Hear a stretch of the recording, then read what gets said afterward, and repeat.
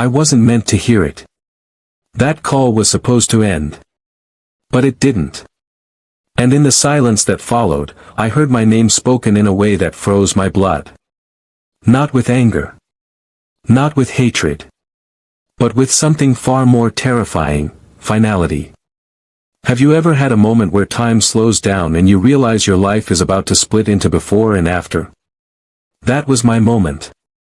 Because in the next few seconds, I would overhear a conversation that would quietly destroy everything I thought I knew about my job, my loyalty, and myself. My manager's voice cracked as he said words I'll never forget. Words about me. Words about my future. Words that weren't meant for my ears. And what I discovered in those stolen moments would unravel 17 years of dedication in less than 17 minutes. Stay with me till the end of this story. Because what I'm about to share will make you question everything you believe about loyalty, work, and what really matters when the people you've given everything to decide you're no longer useful. This isn't just my story. It could be yours tomorrow. Before we go any further, let us know in the comments where you're watching from.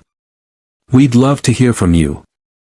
And if you're new here, click on the subscribe button so you never miss any of our upcoming videos. Trust me, you'll want to hear how this story ends. Now, let me take you back to where it all began.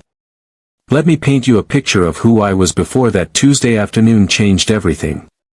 My name is Michael, though everyone at the office called me Mike. I was 52 years old, married to my high school sweetheart Margaret for 28 years, and father to 2 grown children who had long since moved out and started their own lives. I wasn't remarkable in any obvious way. I didn't have an Ivy League degree or a corner office with floor-to-ceiling windows. What I had was something I thought mattered more. Reliability. Dedication. Loyalty. I was the guy who showed up early and left late. The one who never complained when projects landed on my desk at 5 in the evening with a morning deadline. The employee who knew every system, every workaround, every institutional detail that made the company run smoothly.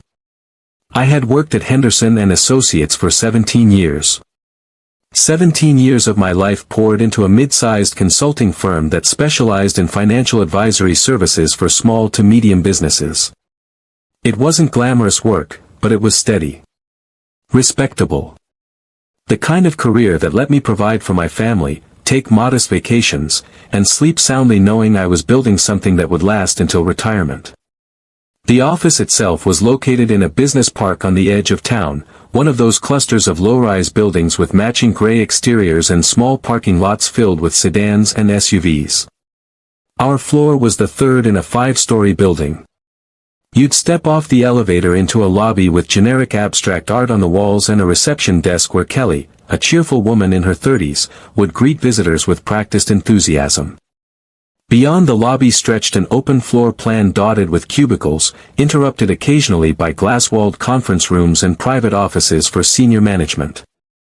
My cubicle was toward the back, away from the windows and the natural light that the younger employees seemed to covet. I didn't mind. I had never been one to need a view to do my job.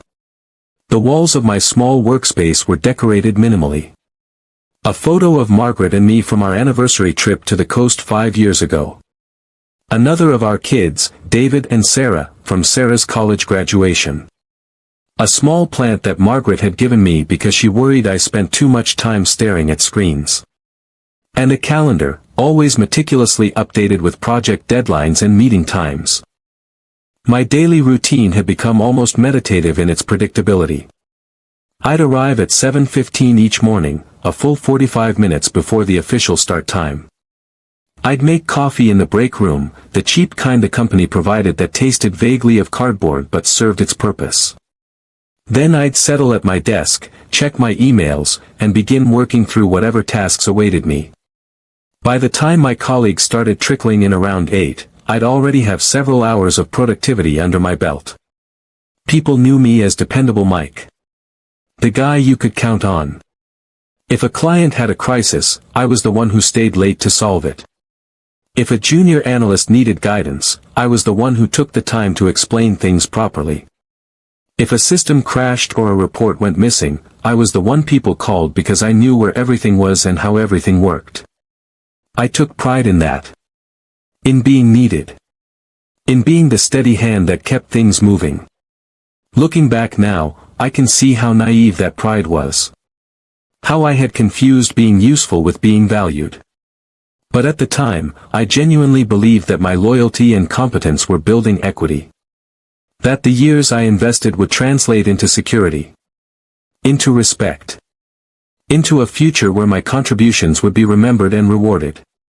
My relationship with management had always been professional but distant. I wasn't the type to join the after-work drinks or the weekend golf outings. I had a family to get home to, and besides, I never felt entirely comfortable in those social settings where work and personal life blurred together. I did my job well, received satisfactory performance reviews, and assumed that was enough. Then, about 5 years ago, things started to change. The company brought in new leadership. Younger executives with MBAs from prestigious schools and philosophies shaped by Silicon Valley buzzwords. Disruption. Agility. Innovation. They talked about transforming the company culture, about becoming more dynamic and competitive. They hired consultants who conducted efficiency audits and implemented new software systems that were supposed to streamline everything but mostly just created more work. And they brought in Robert Chen as the new director of operations. Robert was 38 when he joined, 14 years younger than me. He had the kind of resume that looked impressive on paper. Top business school. Stints at 2 Fortune 500 companies. A LinkedIn profile filled with endorsements and recommendations. He was tall, well-dressed, and spoke with the kind of smooth confidence that made people listen. In our first team meeting after his arrival, he stood at the front of the conference room and talked about his vision for the department. He wanted us to be more proactive, more innovative, more willing to take calculated risks. He used phrases like thought leadership and value optimization. I remember sitting there, pen in hand, taking notes and trying to understand what any of it meant for my actual day-to-day work. At first, I tried to like Robert. I really did. He seemed friendly enough, always greeting people by name and asking about their weekends. He had a knack for remembering small personal details, like someone's kid's soccer game or an upcoming vacation. It felt genuine at the time, like he actually cared about us as people and not just as employees. But as the months passed, I started noticing things that didn't quite add up. The way his smile never quite reached his eyes during one-on-one conversations. The way he'd praise your work in meetings but then quietly reassign your projects to someone else. The way the younger employees seemed to get more face time with him, more opportunities to present at client meetings, more visibility within the company. I told myself I was being paranoid. That I was just getting older and maybe a little resentful of the new generation coming up behind me. After all, Robert had never been overtly disrespectful or unfair. He gave me good assignments. He approved my time-off requests. He nodded approvingly during presentations. But there was a distance there that I couldn't quite bridge, a sense that I existed on the periphery of whatever inner circle he was building. Still, I kept my head down and did my work. I figured that performance would speak for itself. That results mattered more than politics. That if I just kept being reliable, dependable Mike, everything would work out fine. Margaret could sense my unease even when I tried to hide it. We'd been together long enough that she could read my moods like a familiar book. "You seem stressed lately," she'd say over dinner, her brown eyes searching my face for clues. "Just work stuff," I'd reply, not wanting to burden her with vague anxieties I couldn't quite articulate. "You know how it is." She'd nod, but I could see the worry lines deepening around her eyes. Margaret worked as a part-time librarian at our local branch, a job she loved for its quiet predictability and the joy of helping people find books. She'd always been the emotional anchor of our family, the one who kept us grounded when life got chaotic. "Just don't let them take advantage of you," she'd warn gently. "You give so much to that place. Make sure they appreciate it." I'd assure her they did. That everything was fine. That I was just tired. But deep down, a small voice was starting to whisper doubts. Doubts I wasn't ready to acknowledge because acknowledging them would mean admitting that maybe, just maybe, I had been building my sense of security on sand. Our kids, David and Sarah, were thriving in their own lives by then. David, our oldest at 30, was working as a software engineer in Seattle, married to a lovely woman named Jenny and talking about starting a family. Sarah, 26, was finishing her master's degree in education and planning to become a high school teacher. They'd both turned out better than Margaret and I could have hoped, independent and kind and driven in ways that made us proud. But they were also far away, living their own stories, and while we talked regularly on video calls, the house felt emptier than it used to. It was just Margaret and me now, navigating the strange territory of middle age where your children don't need you anymore and you start wondering what comes next. I had always assumed that next would involve a few more years of steady work, a modest retirement party where people would say nice things about my contributions, and then a quiet transition into whatever came after. Golf, maybe. Travel. Spending more time with future grandchildren. Nothing spectacular, but comfortable. Safe. Earned. That assumption was about to shatter in the most unexpected way. The weeks leading up to that Tuesday were unremarkable in every way. We were in the middle of the third quarter, that stretch of the year when summer vacations were over and everyone settled back into the rhythm of work. The weather was turning cooler, leaves starting to show hints of gold and red.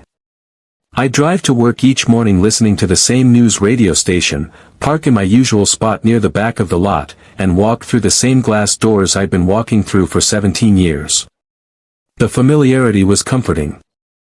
Life felt predictable, and after decades of ups and downs, I had grown to appreciate predictability. I was working on a major project for one of our long-standing clients, a regional manufacturing company that needed help restructuring their supply chain operations.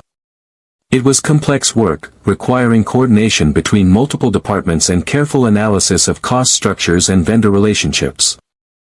I had been the lead on their account for over a decade, and they trusted me implicitly. Every quarterly review, they specifically requested me by name. That meant something, I thought. That kind of client loyalty reflected well on the company and surely provided some job security. Robert had been busier than usual those weeks, frequently in closed-door meetings with other senior leaders. I'd see him rushing between conference rooms, phone pressed to his ear, expression serious. The rest of us speculated occasionally about what was going on. Maybe a new client? A merger? Some kind of strategic initiative? But mostly we just focused on our own work, trusting that whatever was happening at the management level wouldn't affect those of us in the trenches. There had been rumors, of course. There were always rumors in office environments. Someone had heard from someone else that the company was looking at cost-cutting measures. Another person mentioned that headquarters had brought in an outside consulting firm to do an operational audit. But rumors were just rumors, the background noise of corporate life that rarely amounted to anything concrete. I'd learned long ago not to get caught up in office gossip. It was distracting and usually baseless. So when Janet from accounting mentioned during a coffee break that she'd heard rumblings about possible layoffs, I brushed it off. They say that every year, I told her with more confidence than I felt. The company's doing fine. We just landed 3 new clients last quarter. She nodded, wanting to believe me, and we changed the subject to something less anxiety-inducing. But if I'm being completely honest with myself now, there were signs I chose to ignore. Small things that didn't quite add up. The way Robert had stopped including me in certain client meetings he used to invite me to. The way my project assignments, while still substantial, seemed to be gradually shifting toward maintenance work rather than new business development. The way the younger analysts were being given more prominent roles in presentations.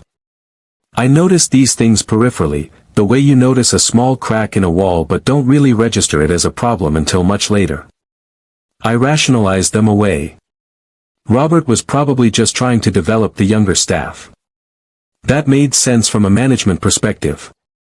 And at my age, maybe it was natural to transition toward more advisory roles rather than frontline client work. These were normal career progressions, not warning signs. Or at least that's what I told myself. The truth is, I didn't want to see what was actually happening because seeing it would have required me to confront uncomfortable realities about my position and my future. It's amazing how skilled we become at self-deception when the alternative is too frightening to face. Margaret and I had plans that were predicated on stability. We'd been talking more seriously about retirement, about what our lives might look like when we were no longer tied to work schedules and office obligations. I was thinking maybe 5 more years, possibly 7, until I hit 60. By then, we'd have our mortgage paid off and our retirement accounts would be in decent shape. We could travel more. Visit David and Jenny in Seattle more often. Maybe spend winters somewhere warm. These weren't extravagant dreams, just the modest hopes of people who had worked hard and played by the rules. We'd been looking at travel brochures, talking about a trip to Italy we'd always wanted to take.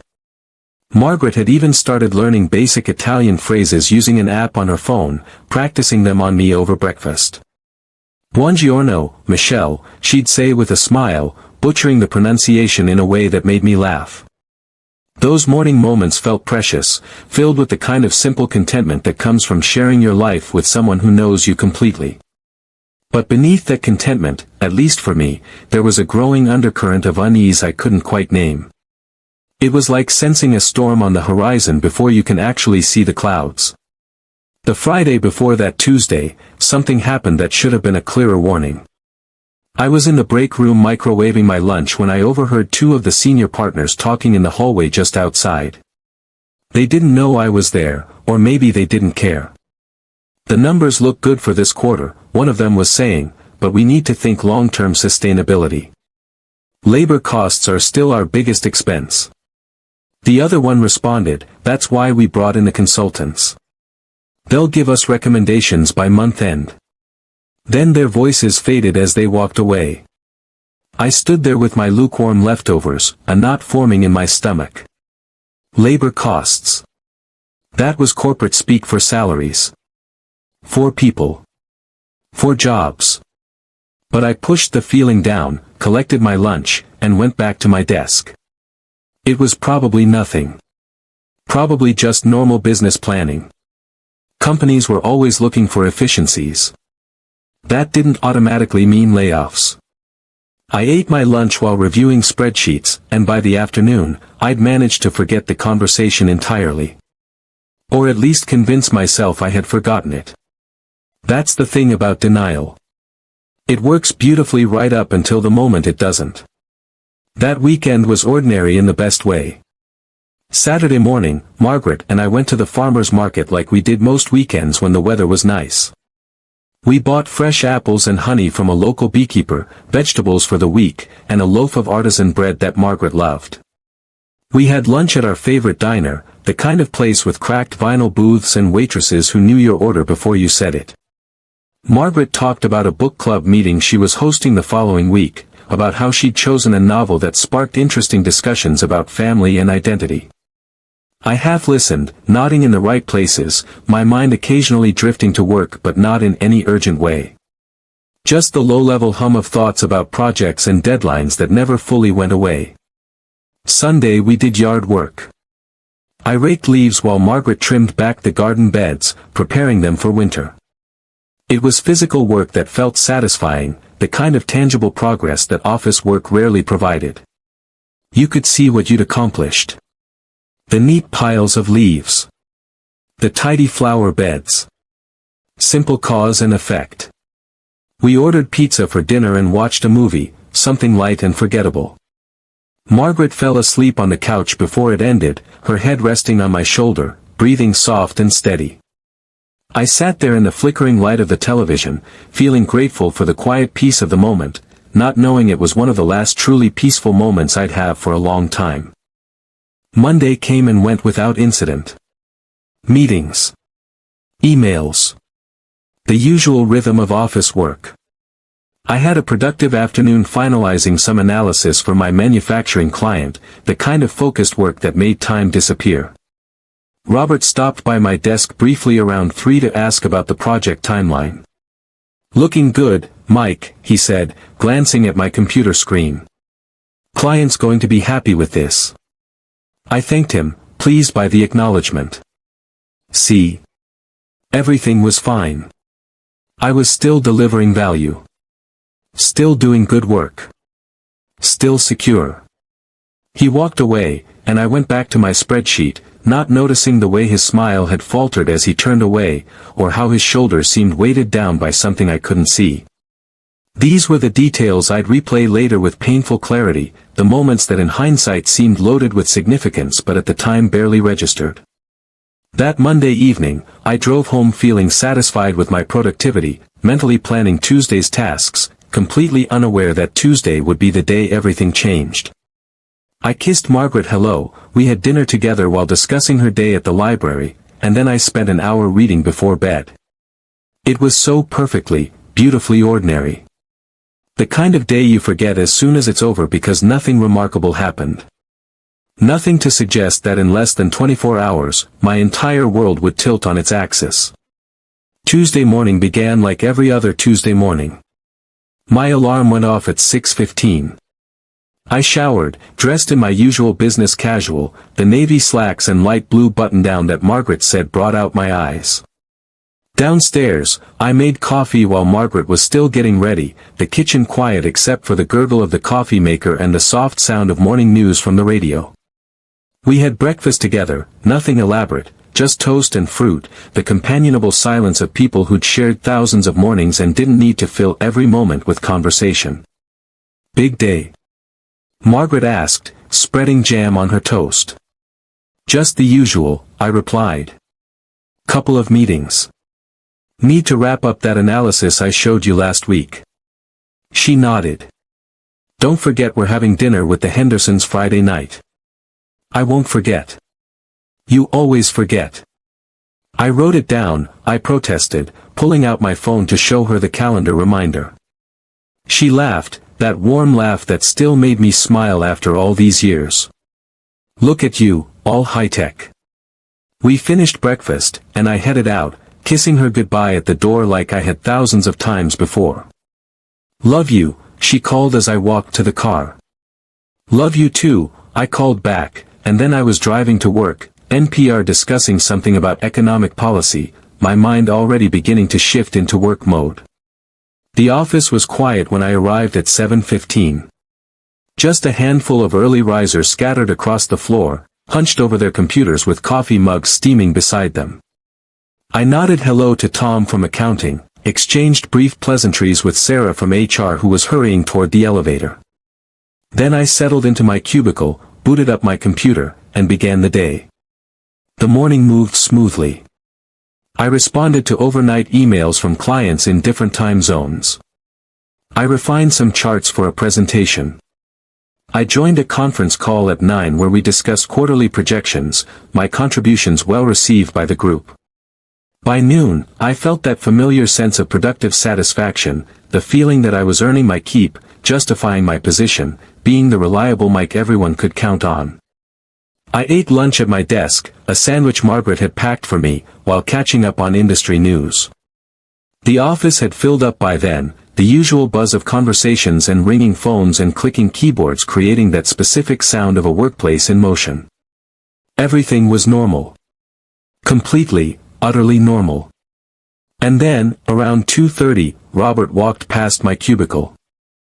He was on his phone, I noticed, though at first I didn't pay much attention. He was always on his phone.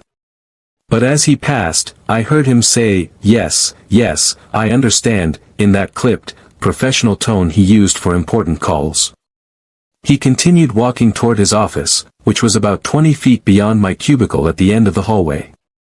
His office had walls instead of cubicle partitions, and a door, one of the markers of seniority I'd never achieved despite my years at the company.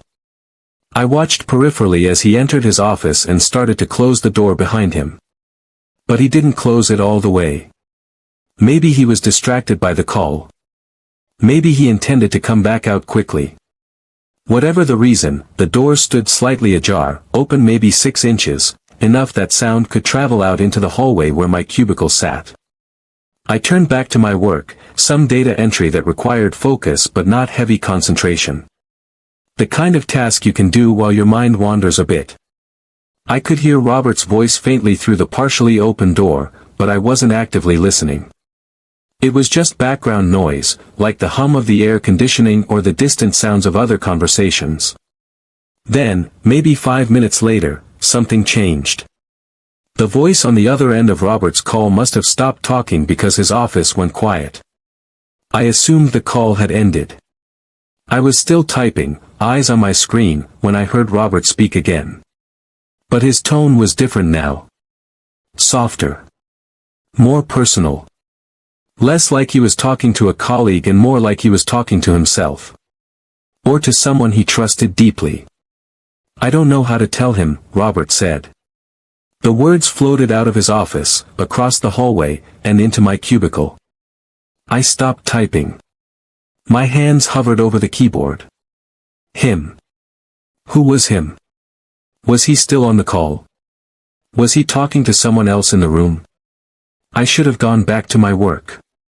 Should have respected his privacy. But something in the tone of his voice, the heaviness of it, made me pause. Made me listen. "He's given his life to this place," Robert continued, his voice quiet but clear in the afternoon stillness. "But corporate wants numbers, not loyalty." My heart began to pound. Slowly at first. Then faster. Him. Given his life to this place. Was he talking about someone on our team? About someone in the department? I sat frozen, barely breathing, ears straining to catch every word. There was a pause. Then a woman's voice responded, tinny and distant, coming through what must have been a speakerphone. I couldn't make out all her words, but I caught fragments. Restructuring. Severance package. Make it clean. Robert sighed, a long, heavy exhalation that sounded like it came from somewhere deep in his chest. "I know," he said. "I know it makes sense on paper. But Mike's been here 17 years. He trained half the team. He knows every client relationship we have. This feels wrong. Mike. My name. He was talking about me." The room tilted. Not literally, but that's what it felt like. Like the floor had suddenly become unstable beneath my chair. My hands gripped the edge of my desk, knuckles white. I couldn't move. Couldn't think. Could barely process what I was hearing. The woman's voice responded again, more forceful this time. "It's not about feelings, Robert. It's about margins. His salary is too high for his role. We can hire 2 junior analysts for what we're paying him, and they'll bring fresh perspective." Fresh perspective? Robert's voice had an edge now, frustration bleeding through. "Mike has more knowledge in his little finger than most of our analysts have in their entire bodies. You can't just replace institutional memory with enthusiasm." "Watch us," the woman said coldly. "The decision's been made. We'll position it as early retirement. He's at an age where it won't raise flags. We'll offer him 3 months severance, full benefits through the end of the year." "It's generous." "Generous," Robert repeated, the word bitter in his mouth. "We're taking away his livelihood and calling it generous. We're running a business, not a charity," she snapped back. "And frankly, Robert, I'm surprised you're pushing back this hard. This isn't the first restructuring you've been part of. What makes this one different?" There was a long pause. When Robert spoke again, his voice was quieter. Almost ashamed. "I like him. Mike's a good man. A good employee. He doesn't deserve this." "No one deserves anything," the woman said. "They earn their place or they don't. And right now, Mike's place doesn't exist anymore. Not at his price point. The decision is final. We'll inform him next Monday. HR will handle the meeting. You just need to be there as his manager." "What do I say to him?" Robert asked. He sounded lost. You don't say anything, she replied. HR does the talking. You just nod and look sympathetic. And Robert? Don't tip him off before the meeting. We don't need him causing problems or spreading negativity through the team. Understand? Yes. I understand. Good. I'll send you the severance documents by end of day. Review them and have them ready for Monday. There was a click as the call disconnected. Then silence. I sat at my desk, my entire body shaking, feeling like I'd been punched in the stomach. Everything I just heard, every word, echoed in my head. Mike's been here 17 years. The decision is final. His salary is too high. We'll position it as early retirement. Don't tip him off. I wanted to stand up. To storm into Robert's office. To demand answers. But I couldn't move. My legs felt weak. My chest felt tight. I was having trouble breathing normally. This couldn't be real. It had to be a mistake. Maybe they were talking about a different Mike.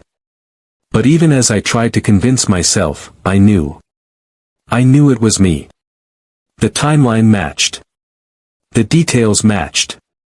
And the way Robert had said my name, heavy with guilt and resignation, left no room for doubt. I was being let go. After 17 years of loyalty, of late nights and weekend work, of sacrificing time with my family to meet deadlines and exceed expectations, I was being discarded. Reduced to a line item on a budget spreadsheet. Too expensive. Replaceable. Unnecessary. I don't know how long I sat there. It could have been minutes or hours. Time had stopped making sense. Eventually, I heard movement from Robert's office. His door opened fully, and he stepped out into the hallway. I quickly bent over my keyboard, pretending to be deeply focused on my work, my heart hammering so hard I was sure he could hear it. He walked past my cubicle. I didn't look up, but I could feel him glance my way. Could feel the weight of his gaze, loaded now with knowledge I wasn't supposed to have. Have a good afternoon, Mike, he said as he passed. His voice sounded normal. Casual. Like nothing had happened. Like he hadn't just been discussing the termination of my career in the very next room. You too, I managed to say, my voice coming out steadier than I expected. And then he was gone, walking toward the elevators, leaving me alone with the knowledge that was eating me alive. I stared at my computer screen, seeing nothing. My mind was racing, cycling through shock, anger, fear, betrayal, all of it crashing over me in waves. How was I supposed to just sit here and keep working? How was I supposed to pretend everything was fine when I knew what was coming?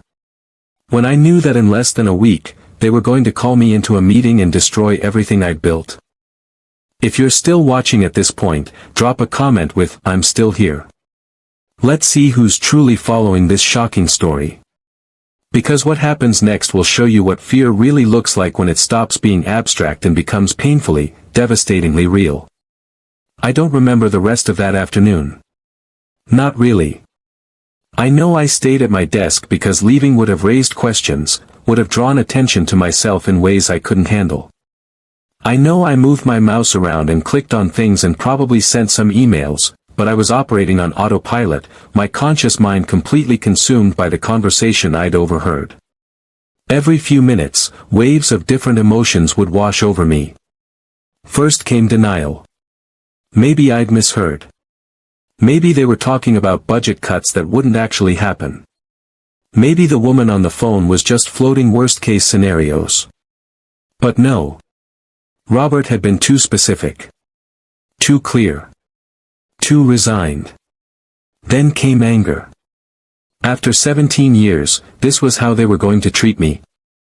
Without warning. Without even the courtesy of honest communication. They were going to ambush me in a meeting, hand me a severance package, and expect me to just accept it gracefully. I wanted to march into the executive suite and tell them exactly what I thought of their margins and their fresh perspectives and their cost-cutting measures. I wanted to yell until my voice gave out. But beneath the anger was something worse. Fear. Cold, paralyzing fear. What was I going to do?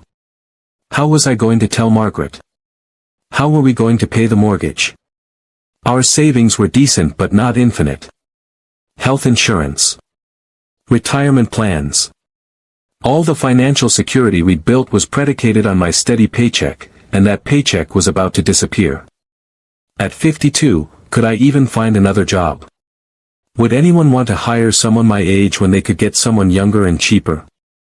The questions spiraled endlessly, each one spawning 3 more, until my thoughts were a tangled mess of anxiety and worst-case scenarios. By 5 o'clock, people started packing up and heading home. I heard the usual end-of-day sounds. Computers shutting down. Chairs scraping. Goodbyes exchanged. "Night, Mike," someone called as they passed my cubicle. "Night," I responded automatically. I should leave too. Margaret would be expecting me home around my usual time. But I couldn't make myself stand up. Couldn't make myself walk out of this building knowing what I now knew. Finally, around 5:30, I forced myself to gather my things. I packed my laptop into my bag with shaking hands. I put on my jacket. I walked to the elevators, rode down to the parking garage, got in my car. The whole time, I felt like I was moving through thick fog, everything slightly unreal and disconnected. The drive home was a blur. I must have obeyed traffic signals and stayed in my lane, but I have no memory of it. My brain was elsewhere, replaying Robert's words over and over. "Mike's been here 17 years. The decision is final. Don't tip him off." When I pulled into our driveway, I sat in the car for a long moment before going inside. The house looked warm and inviting, lights on in the windows, probably the kitchen where Margaret would be starting dinner. This was my life. This was what I was trying to protect. And I had no idea how to tell the woman I loved that everything we'd been counting on was crumbling. I finally went inside. Margaret was in the kitchen as I'd expected, stirring something on the stove that smelled like tomato sauce. "Hey honey," she greeted me with a smile. "How was your day?" "Fine," I lied. "Just fine." She looked at me more closely, her smile fading. "You okay? You look pale." "Just tired," I said. "Long day." I could see the worry in her eyes, but she didn't push. Just nodded and went back to her cooking. "Dinner will be ready in 20 minutes, she said. "Pasta okay?" "Perfect," I said, and escaped to the bedroom, claiming I needed to change out of my work clothes. I sat on the edge of our bed, still in my slacks and buttoned down, head in my hands, trying to figure out what to do. Should I tell her? What would I even say? That I'd eavesdropped on a private conversation and learned I was being fired? That after nearly 2 decades of loyalty, I'd been deemed too expensive and too old? That our financial security was about to evaporate? I couldn't do it. Not yet. Not when I was still processing it myself. So I changed my clothes, splashed cold water on my face, and went back downstairs to pretend everything was normal. We ate dinner together. Margaret talked about her day at the library, some story about a patron who'd been looking for a specific book from their childhood. I nodded and made appropriate responses, but I was barely present. She could tell something was wrong, I could see it in the way she kept glancing at me with concerned eyes, but she didn't push.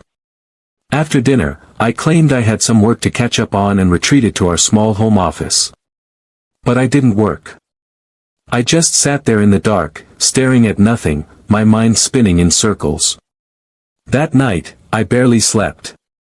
I lay in bed next to Margaret, listening to her steady breathing, feeling like the gap between us had suddenly grown enormous. She was sleeping peacefully, unaware that our lives were about to change dramatically. And I was wide awake, staring at the ceiling, running through scenario after scenario in my head. Should I start looking for a new job immediately? Should I confront Robert before the planned termination meeting? Should I consult a lawyer about age discrimination? The thoughts chased each other endlessly, offering no conclusions, just more questions. Around 3 in the morning, I gave up on sleep and went downstairs. I made tea I didn't drink and sat at the kitchen table in the darkness, feeling more alone than I'd felt in years. This was supposed to be the safe part of my life. The stable part. I'd followed all the rules. Worked hard. Been dependable. Stayed loyal. And for what? To be discarded the moment the numbers didn't add up. I thought about all the times I'd stayed late. All the weekends I'd worked.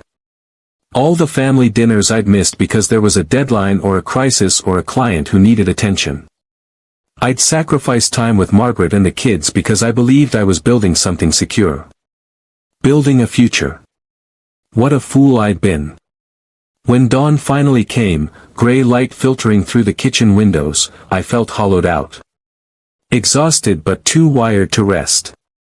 I made coffee and tried to pull myself together before Margaret woke up. I needed to be normal. To act like everything was fine. At least until I figured out what I was going to do. Wednesday morning, I called in sick. I couldn't face going to that office, sitting at that desk, pretending I didn't know what I knew. Margaret was concerned when I told her I wasn't feeling well, pressing her hand to my forehead to check for fever. "You do look terrible," she said. "Maybe you should see a doctor." "It's just a bug," I told her. "I'll rest today. I'll be fine." She left for work reluctantly, making me promise to call if I felt worse. Once she was gone, I spent the day pacing our house like a caged animal. I'd pick up my phone to start job searching, then put it down again. I'd open my laptop to update my resume, then close it. I was paralyzed by indecision and fear. What if I couldn't find another job? What if this was it, the beginning of a slow slide into irrelevance and financial instability? By the time Margaret came home, I'd accomplished nothing except working myself into an even worse state of anxiety. "Still not feeling better?" she asked, genuine concern in her voice. "A little better," I lied. "I think I'll go in tomorrow." That night was another sleepless one. And Thursday was torture. I went back to the office, moving through the day like a ghost.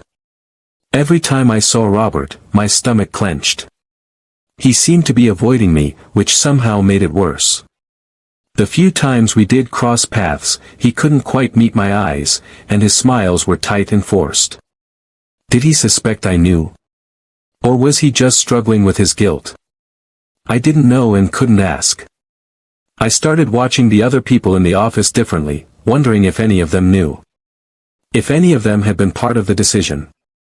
Sarah from HR walked past my cubicle at one point, and I found myself analyzing her expression, looking for signs that she was preparing to deliver bad news. Tom from accounting stopped by to ask a question about a client file, and I wondered if he'd be the one taking over my accounts. Paranoia crept in, turning every interaction into something potentially sinister. I was seeing conspiracies everywhere, reading meaning into casual glances and innocent comments. It was exhausting and unsustainable, but I couldn't stop. By Friday, I was a wreck. I'd barely eaten all week. Barely slept. I was running on coffee and anxiety, and it showed. My hands trembled slightly as I typed. My concentration was shot. I made small errors in my work that I normally never would have made, then spent paranoid minutes wondering if those errors would be used as justification for my termination. Look, he's not even performing well anymore. Clearly the right decision. Around mid-morning, Robert sent me an email asking if I could stop by his office. My heart nearly stopped. Was this it? Were they moving up the timeline? Was I about to be fired 3 days early? I stood on shaking legs and walked to his office, feeling like I was walking to my execution. He was sitting behind his desk when I entered, and gestured for me to close the door and sit down. My mouth went dry. This was it. "Mike," he started, and then paused, seeming to struggle with what to say next. I waited, my heart pounding so hard I could hear it in my ears. I just wanted to check in, he finally said. You've seemed off this week. Everything okay? Relief and disappointment washed over me in equal measure. This wasn't the termination meeting. But it also meant I had to keep pretending. I'm fine, I said, my voice strained. Just been fighting off a bug. Nothing serious. He studied me for a moment, and I had the distinct impression he didn't believe me. If you need to take some time off, he said carefully, you have plenty of PTO banked.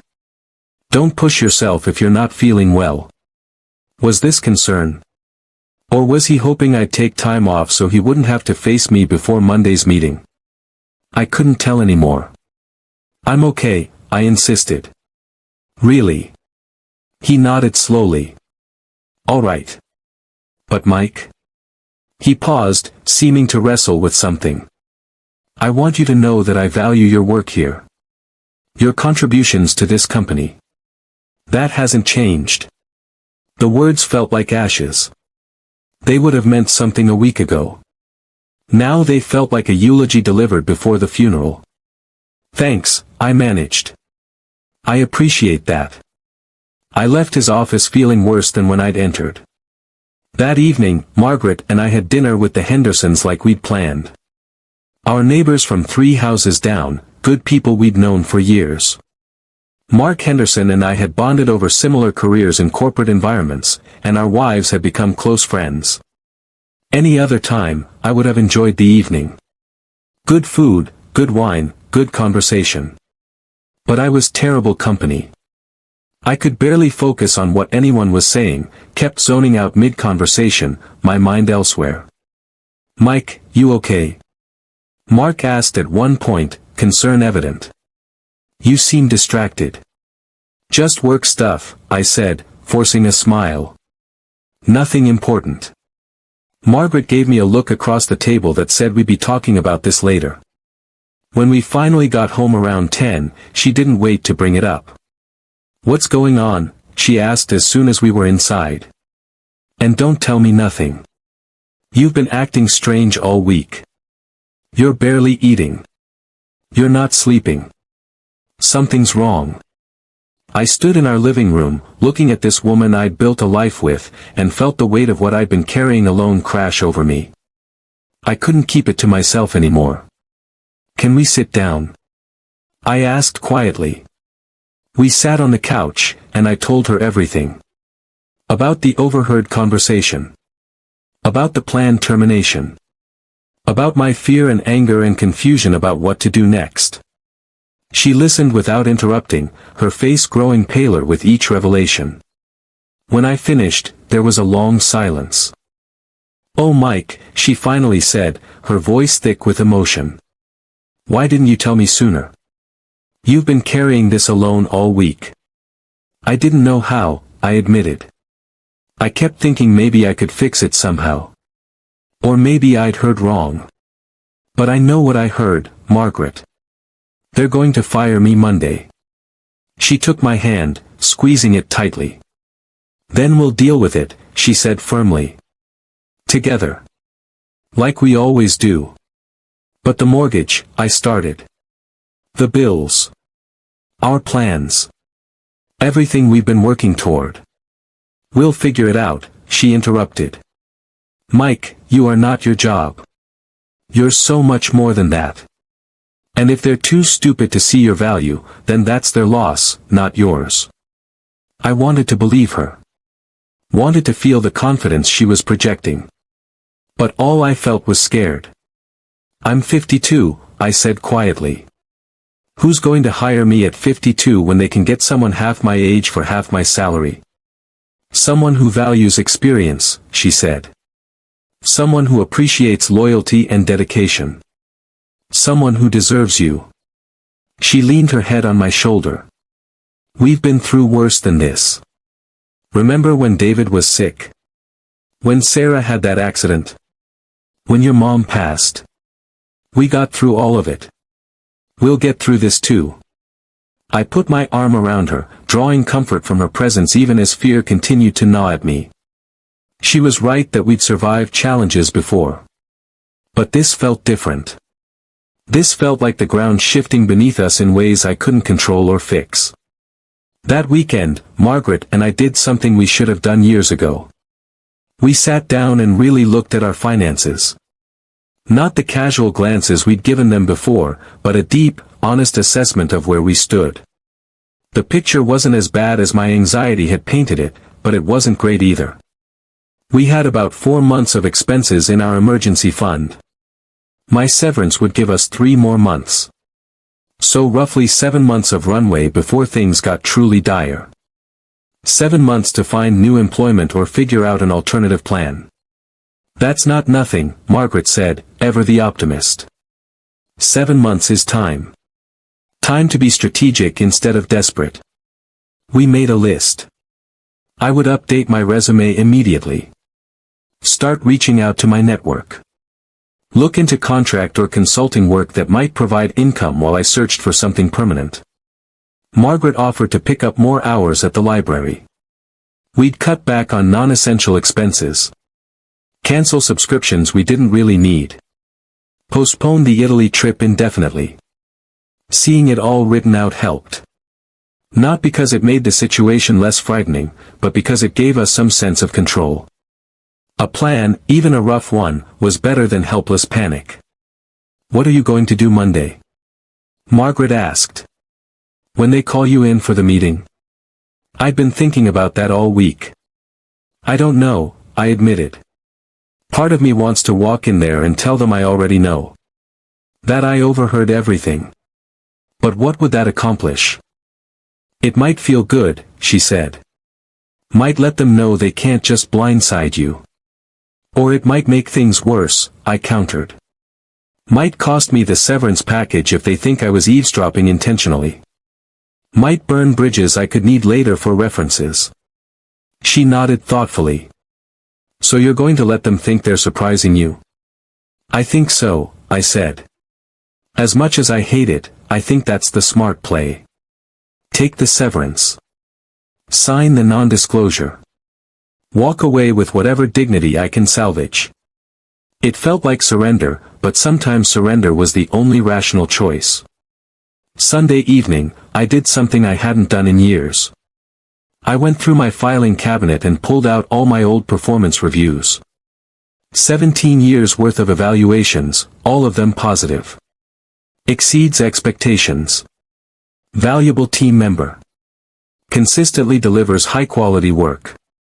Client relationships are exceptional. I read through them one by one, these paper monuments to a career that had apparently meant nothing in the end. All these words of praise, and yet they were still letting me go. Because none of it mattered as much as the bottom line. None of it mattered when you became too expensive. I thought about framing them sarcastically. Hanging them on a wall as a reminder of corporate absurdity. But instead, I put them back in the drawer. Let them stay buried with all the other artifacts of a life I'd thought I was building. Monday morning arrived like an executioner. I got up early, even though I'd barely slept. I showered and dressed carefully, choosing a suit instead of my usual business casual. If this was going to be my last day, I was going out looking professional. Margaret made me breakfast, but I could barely eat.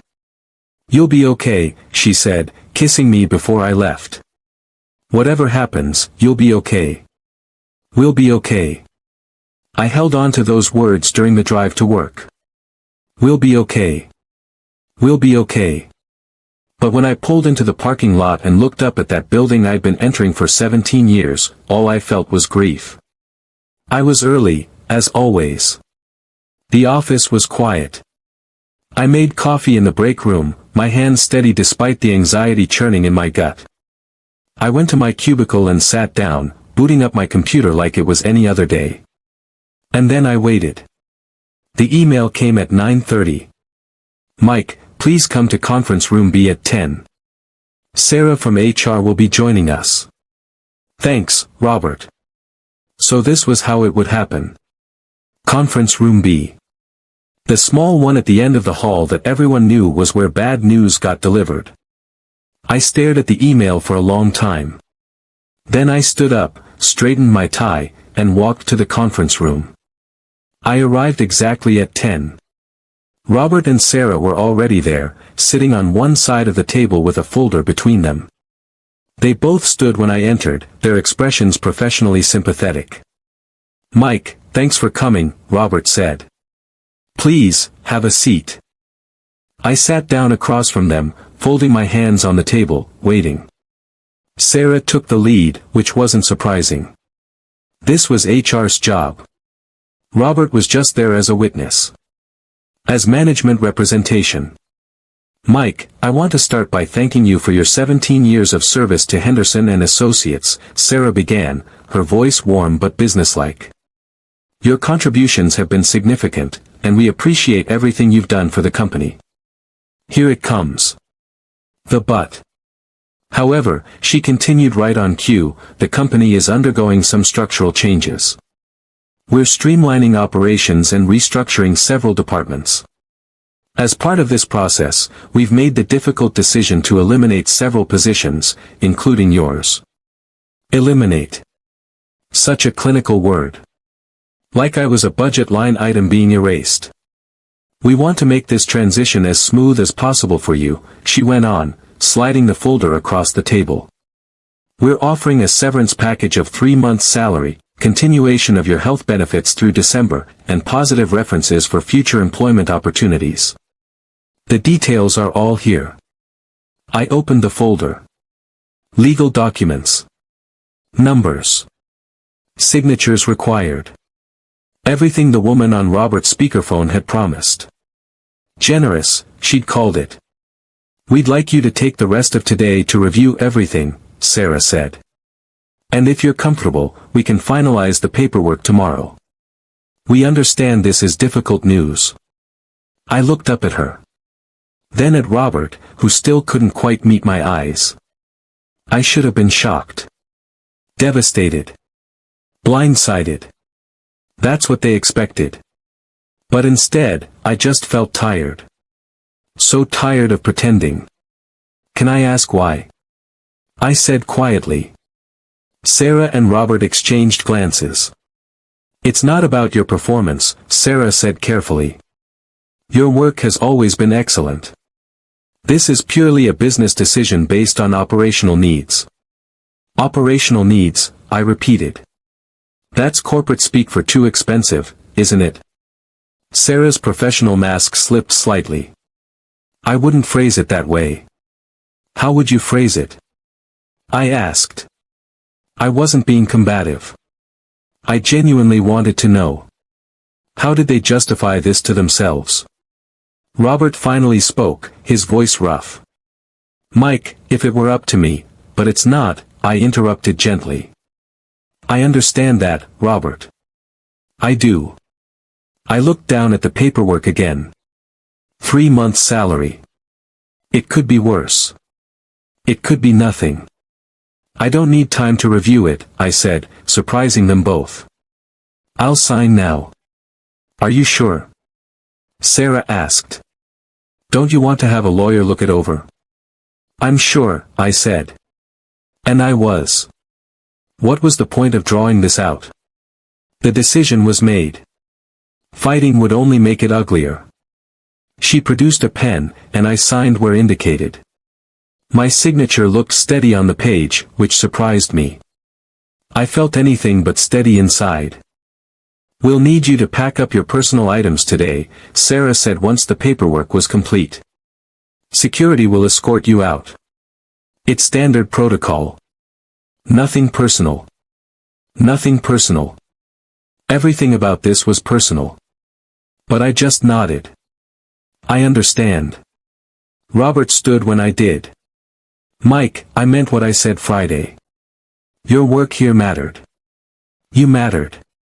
I looked at him for a long moment. Saw the guilt and regret in his eyes. Remembered his voice through that half-closed door.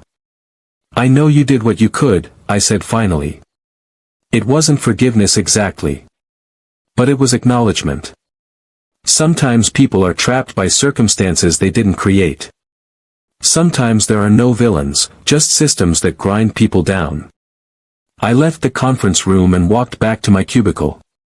A security guard I'd seen 100 times but never really talked to was waiting nearby, trying to look sympathetic. "Take your time," he said quietly. "No rush." I looked at my cubicle. 17 years of my life in a 6x6 space. The photo of Margaret and me. The picture of the kids. The plant that had somehow survived despite my neglect. A coffee mug that said, "World's most reliable employee." That one almost made me laugh. I packed it all into a cardboard box someone had thoughtfully provided. It took maybe 10 minutes. 17 years fit into one small box. How was that possible? How could so much time and effort and dedication be so easily condensed and erased? The security guard walked with me to the elevators. People watched as we passed, some with pity in their eyes, others with fear. Fear that they might be next. Fear that this could happen to anyone. In the elevator, the guard tried to make small talk. "Moving on to better things," he offered.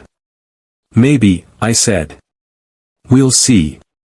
He walked me through the lobby, past Kelly at the reception desk who gave me a sad little wave, and out to the parking lot. "Good luck," he said at the door. "Thank you," I replied, and then I was outside, blinking in the midday sun, holding my box of personal items, officially unemployed for the first time in decades. I put the box in my car and just stood there for a moment, looking back at the building. 5 stories of gray concrete and glass windows. Completely unremarkable. Just another office building in just another business park. And yet I'd poured so much of my life into it. I got in my car but didn't start the engine right away.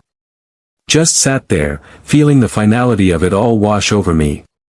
It was done. Over. The career I'd built so carefully was gone. And now I had to figure out what came next. When I finally pulled out of the parking lot for the last time, I didn't look back. There was no point. That chapter was closed, whether I was ready or not. I drove around for a while, not ready to go home yet. It was the middle of a Monday afternoon, and I had nowhere to be. No meetings. No deadlines. No obligations. The freedom felt terrifying. Eventually, I found myself at a small park near our house. A place Margaret and I sometimes walked on weekends. I parked and sat on a bench, the cardboard box on the seat beside me, and tried to process everything that had happened. In the span of 1 week, I'd gone from confident employee to overheard conversation to terminated worker. 7 days to dismantle 17 years. I thought about Robert's voice through that half-closed door. The resignation in it. The guilt. He'd said he fought for me, and I believed him. But he'd lost. Because in the end, he wasn't the one making the decisions either. He was just another employee, caught between corporate directives and human decency, trying to navigate an impossible situation. I thought about the woman on the speakerphone, cold and pragmatic. "We're running a business, not a charity." She wasn't evil. She was just doing her job. Making the hard decisions that kept the company profitable. The fact that those decisions destroyed lives was just collateral damage. Acceptable losses in the pursuit of better margins. Neither of them were monsters. That's what made it so much worse. It would be easier if there were clear villains to hate. But there weren't. Just people operating within a system that valued profit over loyalty, efficiency over humanity, and bottom lines over the people who created them. I pulled out my phone and called Margaret. "It's done," I said when she answered. "They let you go?" "Yeah. Just happened. I'm at Riverside Park." "I'm coming," she said immediately. "Give me 15 minutes." She arrived in 12, parking next to my car and hurrying over to the bench where I sat. She didn't say anything at first, just sat down beside me and took my hand. We sat like that for a while, watching ducks paddle around the pond, listening to the sound of children playing on a nearby playground. Normal life continuing all around us, completely indifferent to the fact that my world had just shifted. "How do you feel?" she finally asked. I thought about it. "Relieved," I said, surprising myself. "Is that weird?" "No," she said. "You've been carrying this all week. At least now you know. Now we can move forward." I signed the severance papers, I told her. "Didn't even negotiate. Just signed." "Did you want to negotiate?" "I don't know. Maybe. But I just wanted it over." She squeezed my hand. "Then that was the right choice. What do we do now?" "I have no idea," I admitted. And for the first time in days, I felt something that wasn't quite hope but wasn't quite despair either. Just a kind of acceptance. This had happened. I couldn't change it. But maybe, just maybe, I could survive it. We stayed at the park for another hour, talking through logistics and emotions and fears. Then we went home together, and I carried my box of personal items inside. Margaret helped me unpack it, finding places for the photos and the plant. The coffee mug we left in the kitchen, a slightly ironic reminder of what I'd been. That evening, I started updating my resume. It was harder than I expected, trying to condense 17 years of work into bullet points that would appeal to strangers who didn't know me or care about my institutional knowledge. Margaret sat with me, offering suggestions, helping me find the right words to describe my experience. "You're more than this," she said at one point, gesturing at the computer screen. "I know," I said. "But this is what they'll judge me on. Then we make it impossible for them not to see your value," she said firmly. We worked until late, crafting and refining until we had something that looked professional and compelling. Whether it would be enough remained to be seen. But it was a start. A first step into an uncertain future. The first week of unemployment was strange.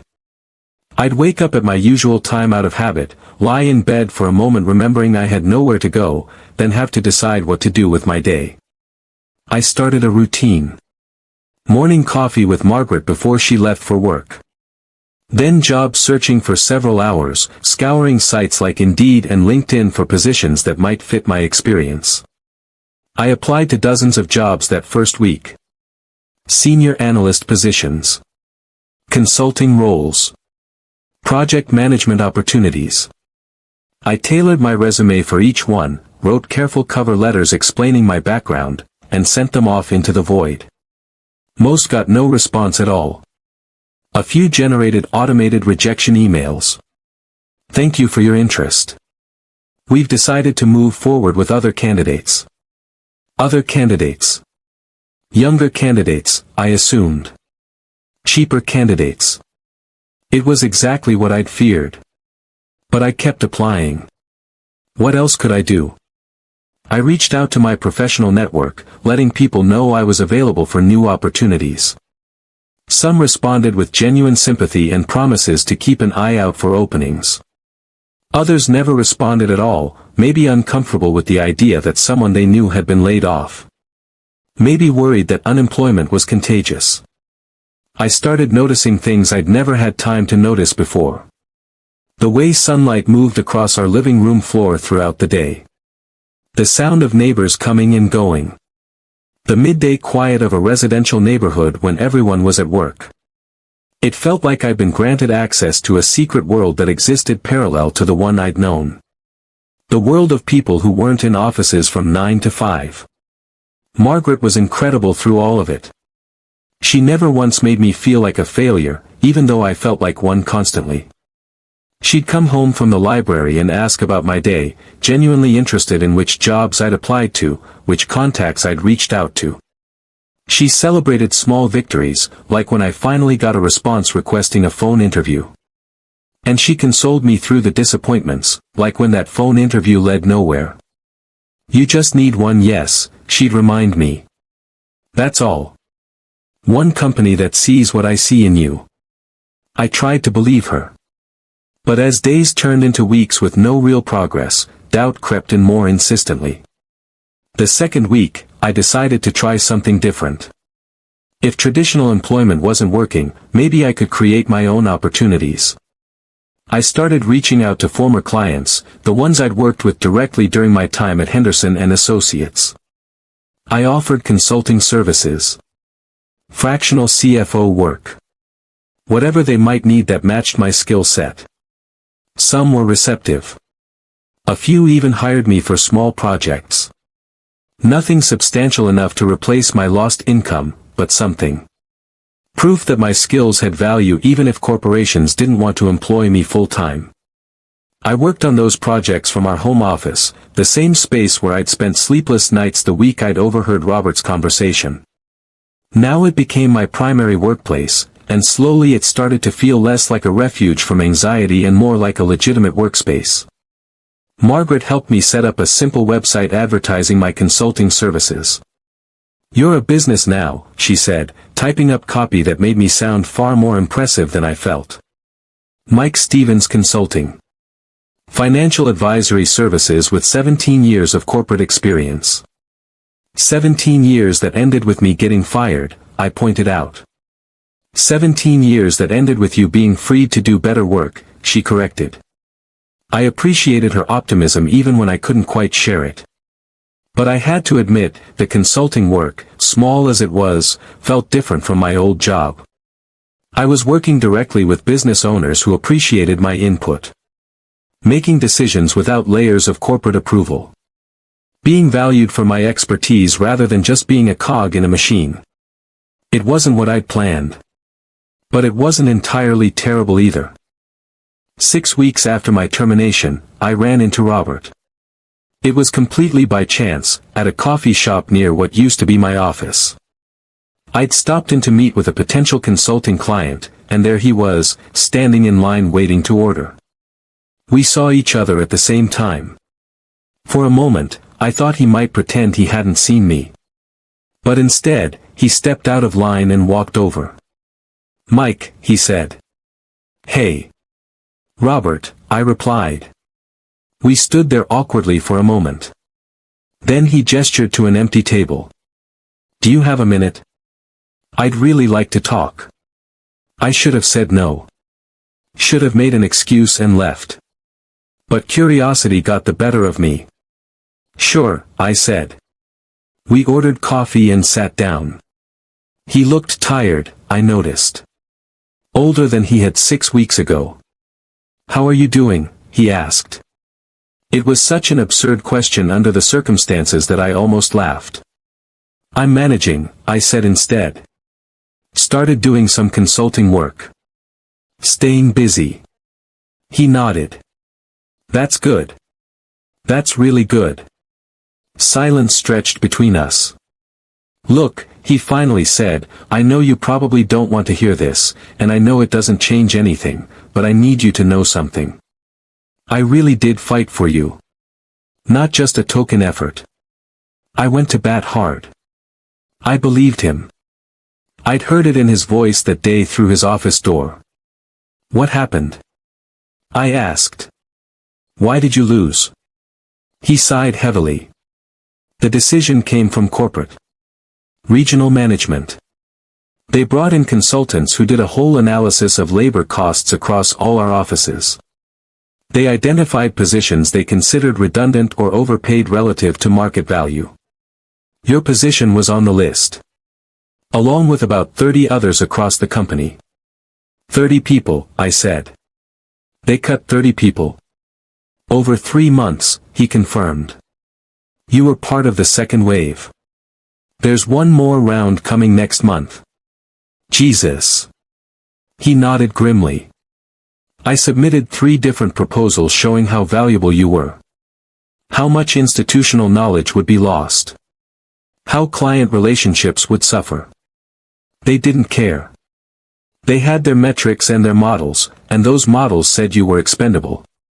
"I was too expensive," I said. "It wasn't a question." "You were experienced," he corrected. "That experience came with a salary that didn't fit their new structure. They wanted to bring in younger analysts at entry-level pay. 3 of them for what they were paying you. The cold economics of it. I'd known that's what it was, but hearing it stated so plainly still stung. "How's the team doing?" I asked, changing the subject. "Struggling," he admitted. "The new analysts don't know the clients like you did. Don't understand the industry nuances. I'm spending half my time explaining things you would have just known." There was frustration in his voice. And regret. "I'm sorry that happened," I said, and meant it. "But Robert, it's not your fault. You were just caught in the middle." "I should have done more," he said. "Should have threatened to quit if they didn't reverse the decision. Should have become unemployed yourself." I interrupted. "And accomplished what? They would have just fired both of us and moved on. You had to protect yourself." "I understand that." He looked at me with something like gratitude. "You're being very gracious about this. What's the alternative?" I asked. "Stay angry. That just hurts me, not them. They don't care what I think. They got what they wanted." We talked for another 20 minutes. He told me about changes at the company, about how corporate was pushing for even more efficiency measures. I told him about my consulting work, about how I was building something new, one project at a time. When we finally stood to leave, he held out his hand. "For what it's worth," he said, "I'll recommend you to anyone who asks. You were one of the best people I ever worked with." I shook his hand. "Thanks, Robert. I appreciate that." And I did. Because I realized something in that conversation. He was as much a victim of the system as I was. Just in a different way. 3 months after my termination, something unexpected happened. One of my small consulting clients, a manufacturing company I'd been helping with financial restructuring, offered me a long-term contract. 6 months initially, with the possibility of extension or even permanent employment. The pay wasn't quite what I'd been making at Henderson and Associates, but it was close. And more importantly, it came with respect. The owner, a man named Tom Chen, told me explicitly that he valued my experience. "I don't want some kid fresh out of business school telling me how to run my company," he said during our negotiation meeting.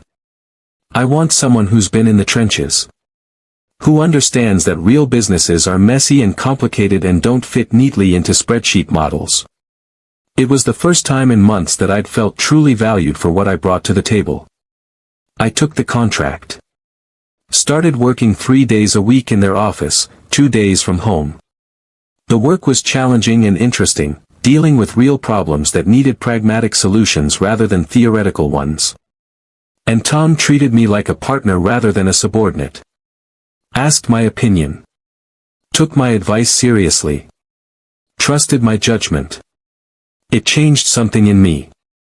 I realized I'd spent 17 years at Henderson and Associates trying to prove my worth, trying to be indispensable, but never really feeling secure. Always aware that I was replaceable, even if I didn't want to admit it. Here, with Tom's company, the dynamic was different. I was hired for specific expertise. My value was clear and acknowledged. There was no corporate hierarchy to navigate, no political games to play. Just straightforward work and fair compensation. Margaret noticed the change in me. "You seem lighter," she said one evening as we cooked dinner together. "Like a weight's been lifted." "I think it has," I admitted. I didn't realize how heavy that old job had become. How much anxiety I was carrying about being enough. "You were always enough," she said firmly. "They just couldn't see it." "Maybe," I said. "Or maybe I needed to be in a place where enough was actually valued." As I settled into the new routine, I started taking on additional consulting clients. Small businesses mostly, the kind that couldn't afford big consulting firms but needed experienced guidance. I discovered I was good at this. Good at understanding their unique challenges and providing practical solutions. Good at building relationships based on mutual respect rather than hierarchical power dynamics. The income became steadier. Not quite what I'd been making before, but enough. Enough to cover our bills. Enough to rebuild our emergency fund. Enough to start talking about that Italy trip again, though we decided to wait another year to be cautious. You know what's funny? I said to Margaret one night. I think this might actually be better than what I had before. How so? She asked. I have more control. More variety. I'm working with people who actually appreciate what I do. And I'm not spending my life worried about layoffs or corporate politics. I'm just doing good work for fair pay. She smiled. So getting fired was the best thing that could have happened to you? I laughed. I wouldn't go that far. It was traumatic and terrifying, and I wouldn't wish it on anyone. But the outcome? Yeah, the outcome is better than I expected. Life's funny that way sometimes, she said.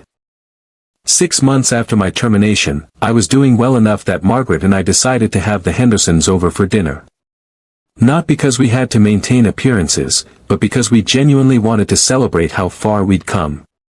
Over wine and pasta, I found myself telling Mark the whole story. About overhearing Robert's conversation. About the termination. About the fear and uncertainty that had followed. About eventually finding my footing in consulting work. That's incredible, Mark said. And honestly, inspiring. I've been so worried about layoffs at my company. Feels like every year there's a new round of cuts. Hearing that you landed on your feet, that actually gives me hope. It wasn't easy, I admitted. And there were a lot of moments where I wasn't sure it would work out. But I think the key was being willing to try something different. Not just looking for another corporate job exactly like the one I lost. What would you have done differently? Mark asked. If you could go back. I thought about it. I would have diversified earlier. Would have built up side income streams instead of putting all my eggs in one corporate basket. Would have recognized that loyalty to a company isn't the same as the company being loyal to you. That's dark, Mark's wife Lisa said. But probably true, I acknowledged. Look, I'm not saying don't be a good employee. Be reliable. Do quality work. But also remember that you're ultimately responsible for your own security. The company will do what's best for the company, and you need to do what's best for you and your family. Margaret raised her glass. To doing what's best for ourselves, she said. And to friends who support us through the hard times. We all clinked glasses, and I felt a wave of gratitude. For Margaret's unwavering support. For friends who cared. For the resilience I'd discovered in myself when I'd been forced to find it. The conversation moved on to other topics, but later that night, after the Hendersons had gone home and Margaret and I were cleaning up, she said something that stuck with me. You know what I'm proudest of? She asked. What? That you didn't let it break you. That you didn't become bitter or give up. You felt all the hard feelings, but then you moved forward. That takes strength. I had help, I said, pulling her close. I couldn't have done it without you. We're a team, she said simply. And we were. That was what had gotten us through. Not my individual resilience, but our partnership. Our shared commitment to weathering whatever storms came our way. As the months continued to pass, I started noticing other changes in myself. I was sleeping better. The anxiety that had been my constant companion for years, even before the termination, had significantly diminished. I realized that so much of my stress at Henderson and Associates had come from factors I couldn't control. Corporate decisions made in distant offices. Politics I didn't understand or want to engage in. The constant pressure to prove myself valuable enough to keep. Now, my stress was different. It came from actual problems that needed solving, challenges I could directly address. When a client was unhappy, I could work with them to fix it. When a project went sideways, I could adjust my approach. I had agency in a way I never had before. The work itself felt more meaningful too. At Henderson and Associates, I'd been one small part of a large machine, my contributions diluted across countless processes and people. Now, when I helped a small business owner restructure their operations or improve their financial systems, I could see the direct impact. I could watch their stress decrease, their confidence grow, their business stabilize. It felt real in a way corporate work never had.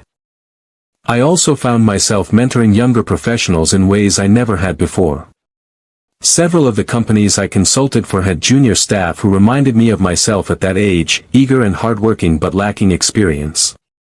I took time to teach them, to share the knowledge I'd accumulated over decades.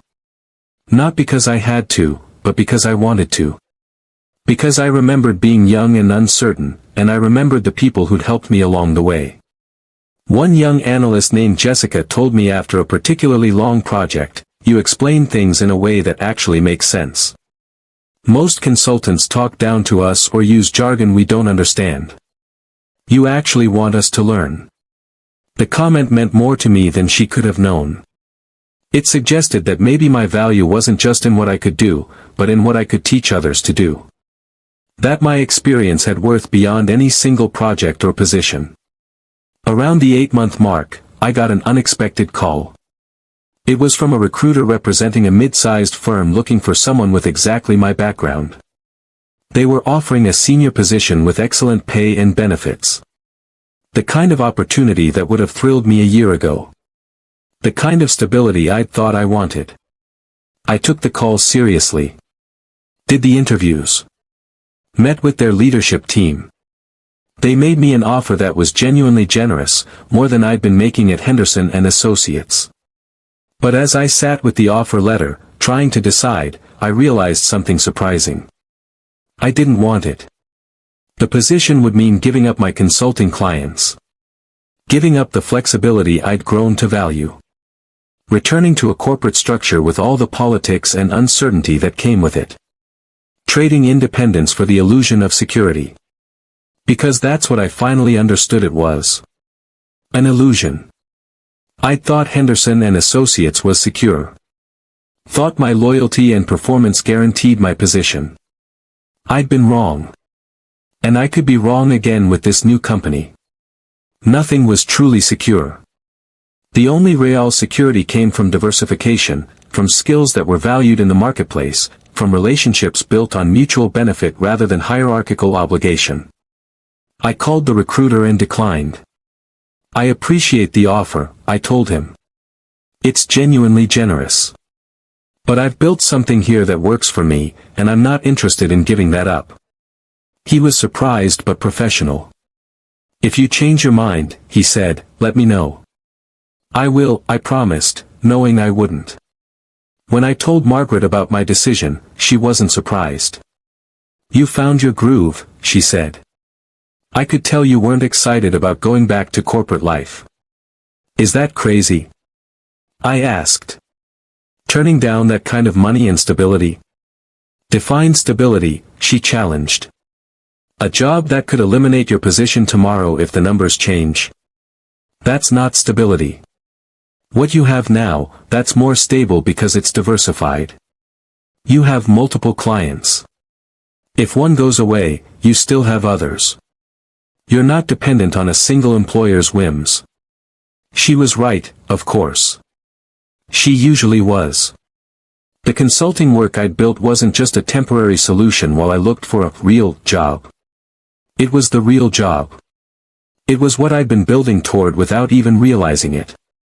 By the 1-year anniversary of my termination, I had 8 regular consulting clients, enough steady income to not just match but exceed what I'd been making before, and a waiting list of potential clients. I'd incorporated as an LLC, hired an accountant to manage the business finances, and even brought on another consultant part-time to help with overflow work. I was running an actual business. Something that was mine in a way a job never could be. About 13 months after my termination, I got an email from someone at Henderson and Associates. Not Robert, but someone from their business development team. They wanted to hire me as a consultant to help with a client transition. One of my old accounts, the manufacturing company I'd worked with for over a decade, was having problems. The new analyst assigned to them wasn't working out, and the client had specifically asked if I was available. The irony was almost too perfect.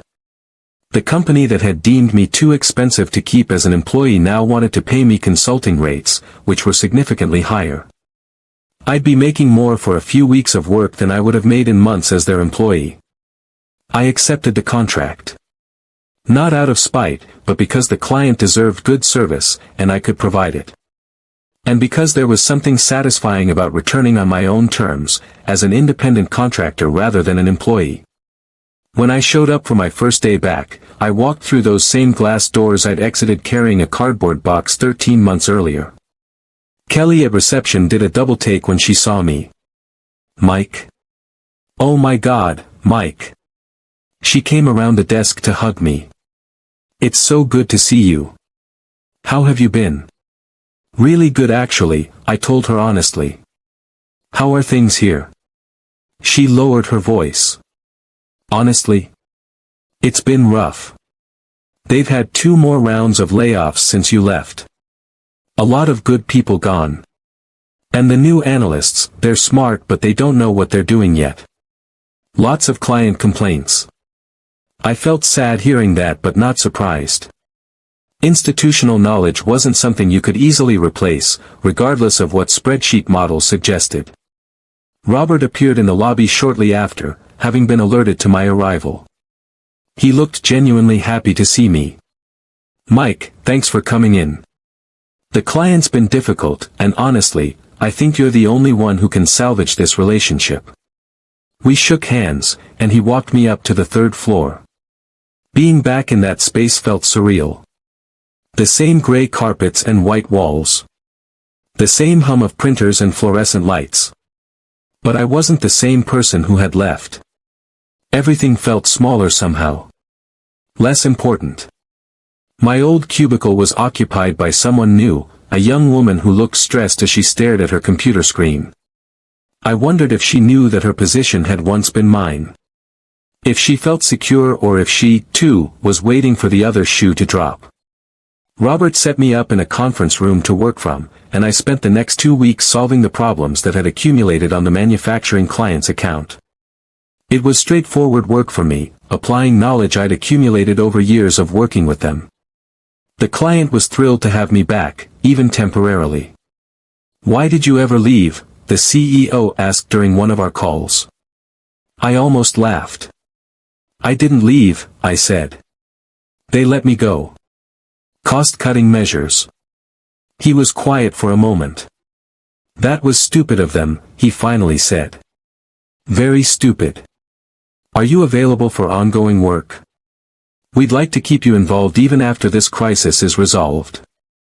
"I'd be happy to discuss that," I said. And just like that, I'd turned a former employer's client into my own consulting client. Over the 2 weeks I spent working from Henderson and Associates, I observed the changes that had occurred since my departure. The office felt more tense. People kept their heads down more. There was less casual conversation, less laughter. The fear I'd briefly experienced the week I'd overheard Robert's conversation had become the ambient atmosphere of the entire workplace. Several former colleagues approached me privately, asking how I'd transitioned to consulting, whether I had advice for them. They were all thinking about exit strategies, about escape plans. Nobody felt secure anymore. I shared what I'd learned, encouraged them to start building side income streams while they still had steady paychecks. Some listened. Others weren't ready to hear it yet. I understood. A year ago, I wouldn't have been ready either. On my last day of the contract, Robert took me to lunch. We went to the same diner Margaret and I had gone to, the one with the cracked vinyl booths. "I'm probably going to leave," he told me over sandwiches. "Really?" I was surprised. He'd seemed like he was climbing the corporate ladder successfully. "I can't keep doing this," he said. "The constant layoffs. Having to look good people in the eye and tell them they're being let go because some algorithm decided they were redundant. It's destroying me." He looked haunted in a way I hadn't noticed before. Or maybe I just hadn't been paying attention. "What will you do?" I asked. "I don't know yet," he admitted. "Maybe consulting. You seem to be doing well with it. Maybe something completely different. I just know I can't keep being the executioner for corporate decisions I don't believe in. It takes courage to walk away from security, I said. Is it security though? He asked. Or just the illusion of it? I could be in the next round of layoffs just as easily as anyone else. We're all expendable. It was the same realization I'd come to. The same truth that had been so hard to accept. We finished lunch, and he picked up the check despite my protests. It's the least I can do, he said. For everything. We shook hands in the parking lot. Good luck, Robert, I said. Whatever you decide. You too, Mike. And thank you. For not hating me. For understanding. We're all just trying to survive, I said. No point in hating each other for that. I drove away from Henderson and Associates for what I assumed would be the last time, feeling a sense of closure I hadn't known I needed. That chapter of my life was truly finished now. And I was okay with it. The months that followed were some of the most professionally satisfying of my life. My consulting practice continued to grow, but in a controlled, sustainable way. I was selective about which clients I took on, prioritizing those where I felt I could make a real difference and where the working relationship was respectful and collaborative. Margaret and I finally took that trip to Italy we'd been planning. We spent 3 weeks wandering through Rome and Florence and Venice, eating incredible food and marveling at art and history. It was the first real vacation I'd taken in years where I wasn't checking email constantly or worrying about what was happening back at the office. Because there was no office. Just my business, which I'd set up to run smoothly even when I wasn't actively working. I'd brought on a partner by then, a woman named Patricia who had a similar background to mine and had also been pushed out of corporate life. Together, we built something neither of us could have built alone. A consulting firm that valued experience, that treated clients with respect, and that operated on principles of fairness rather than profit maximization at any cost. We weren't going to get rich, but we were doing well. More importantly, we were doing work we believed in, with people we liked, on our own terms. Patricia told me once, you know what's great about this? Nobody can fire us. Clients can choose not to renew contracts, sure. But we can't be called into a conference room and told we're too expensive or redundant. We control our own destiny. She was right. That sense of control, of agency over our professional lives, was worth more than any corporate salary. Our kids, David and Sarah, both noticed the change in me. You seem happier, Dad, Sarah said during one of our video calls. More relaxed. I am, I told her. It's amazing what not being stressed all the time does for you. Do you miss it at all? She asked. The old job. I thought about it honestly. Sometimes I missed the simplicity of it. Showing up, doing your tasks, going home. Not having to worry about business development or invoicing or any of the administrative stuff that comes with running your own business. But no, I don't miss the actual job. I don't miss feeling expendable. I don't miss the politics.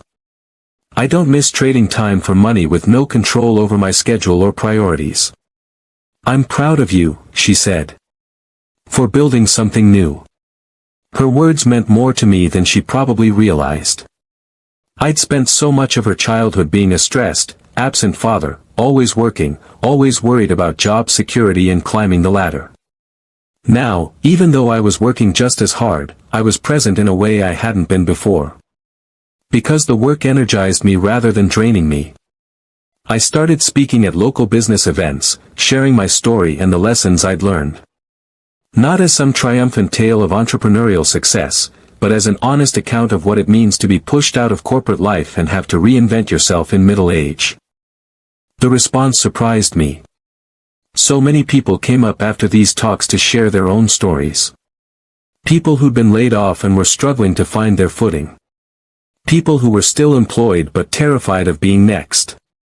People who felt trapped in jobs they hated but were too scared to leave. I realized that my experience, while painful, had given me something valuable to share. I knew what it felt like to have your security stripped away. To face an uncertain future with fear and doubt. But I also knew what it felt like to survive it. To build something new from the rubble of what had been destroyed. And that knowledge, that lived experience, resonated with people in ways that abstract advice never could. One woman approached me after a talk, tears in her eyes. She was in her late 40s and had just been told her position was being eliminated. "I don't know what to do," she said. "I'm terrified." "That's normal," I told her. I was terrified too. But here's what I learned. The fear doesn't kill you. It's awful and uncomfortable, but you survive it. And on the other side, there might be something better than what you lost. "Did you really believe that when you were going through it?" she asked. "Honestly? No," I admitted. When I was in the thick of it, I couldn't see past the fear. But my wife believed it. And that was enough to keep me moving forward until I could believe it myself. Find someone who believes in you when you can't believe in yourself. That's how you get through. She thanked me, and I hoped my words helped. Hoped that my story might make her journey slightly less lonely. Because that's what I'd felt most during those first terrible weeks after my termination. Alone. Like I was the only person who'd ever been through this. Like my situation was uniquely hopeless. Knowing that others had survived similar situations and come out okay might have helped. Might have given me hope when hope felt impossible. Margaret started coming to my talks sometimes, sitting in the back of the room and smiling as I spoke. Afterward, she'd give me feedback, suggestions for how to tell the story more effectively or what points to emphasize. "You should talk more about how it affected our relationship," she suggested after one event. "About how we navigated it together." "Really?" I asked. "Isn't that too personal?" "That's exactly why you should talk about it," she said. "Everyone focuses on the professional side of job loss. But it affects your whole life. Your marriage. Your self-worth. Your mental health. People need to hear that it's okay to struggle with those things. That it's normal and survivable." So I started being more honest in my talks about the full impact. About the sleepless nights and the anxiety and the toll it took on me emotionally. About Margaret's unwavering support and how crucial that was to my survival. About the darkness that came before the light. The response was even stronger. People appreciated the honesty, the willingness to admit vulnerability. It made the eventual success feel more real, more achievable. Not some fairy tale of easy resilience, but a hard-won journey through actual struggle. About 18 months after my termination, I received an email that caught me completely off guard. It was from a professor at a local university's business school. She'd heard me speak at an event and wanted to know if I'd be interested in teaching a course on financial management for small businesses. "We need someone with real-world experience," she wrote. "Not just academic theory. Someone who's been in the trenches and can share practical knowledge with our students." Teaching had never been on my radar. I'd mentored people informally, sure, but actual classroom teaching felt like something different. Something I wasn't qualified for. I mentioned it to Margaret that evening. "Are you kidding?" she said. "You'd be perfect for that. You've been teaching people your whole career, you just didn't call it that." "But I don't have a teaching degree or any education credentials," I protested. "It's a business class, Mike, not rocket science. They want someone who knows the subject matter and can communicate it clearly." "That's exactly what you do." She had a point. And the more I thought about it, the more intrigued I became. I'd enjoyed the mentoring aspects of my consulting work more than I'd expected. Teaching could be a way to scale that impact, to reach more people than I could through one-on-one relationships. I accepted the offer. Started teaching one class per semester, Tuesday and Thursday evenings. The students were a mix of traditional college kids and adult learners returning to school to change careers. I connected particularly well with the older students, the ones who'd been knocked down by life and were trying to build new paths forward. Many of them had stories similar to mine. Layoffs. Corporate restructurings. Career dead ends. They were back in school hoping to gain credentials that would make them employable again. I tried to give them something more valuable than credentials. I tried to give them confidence.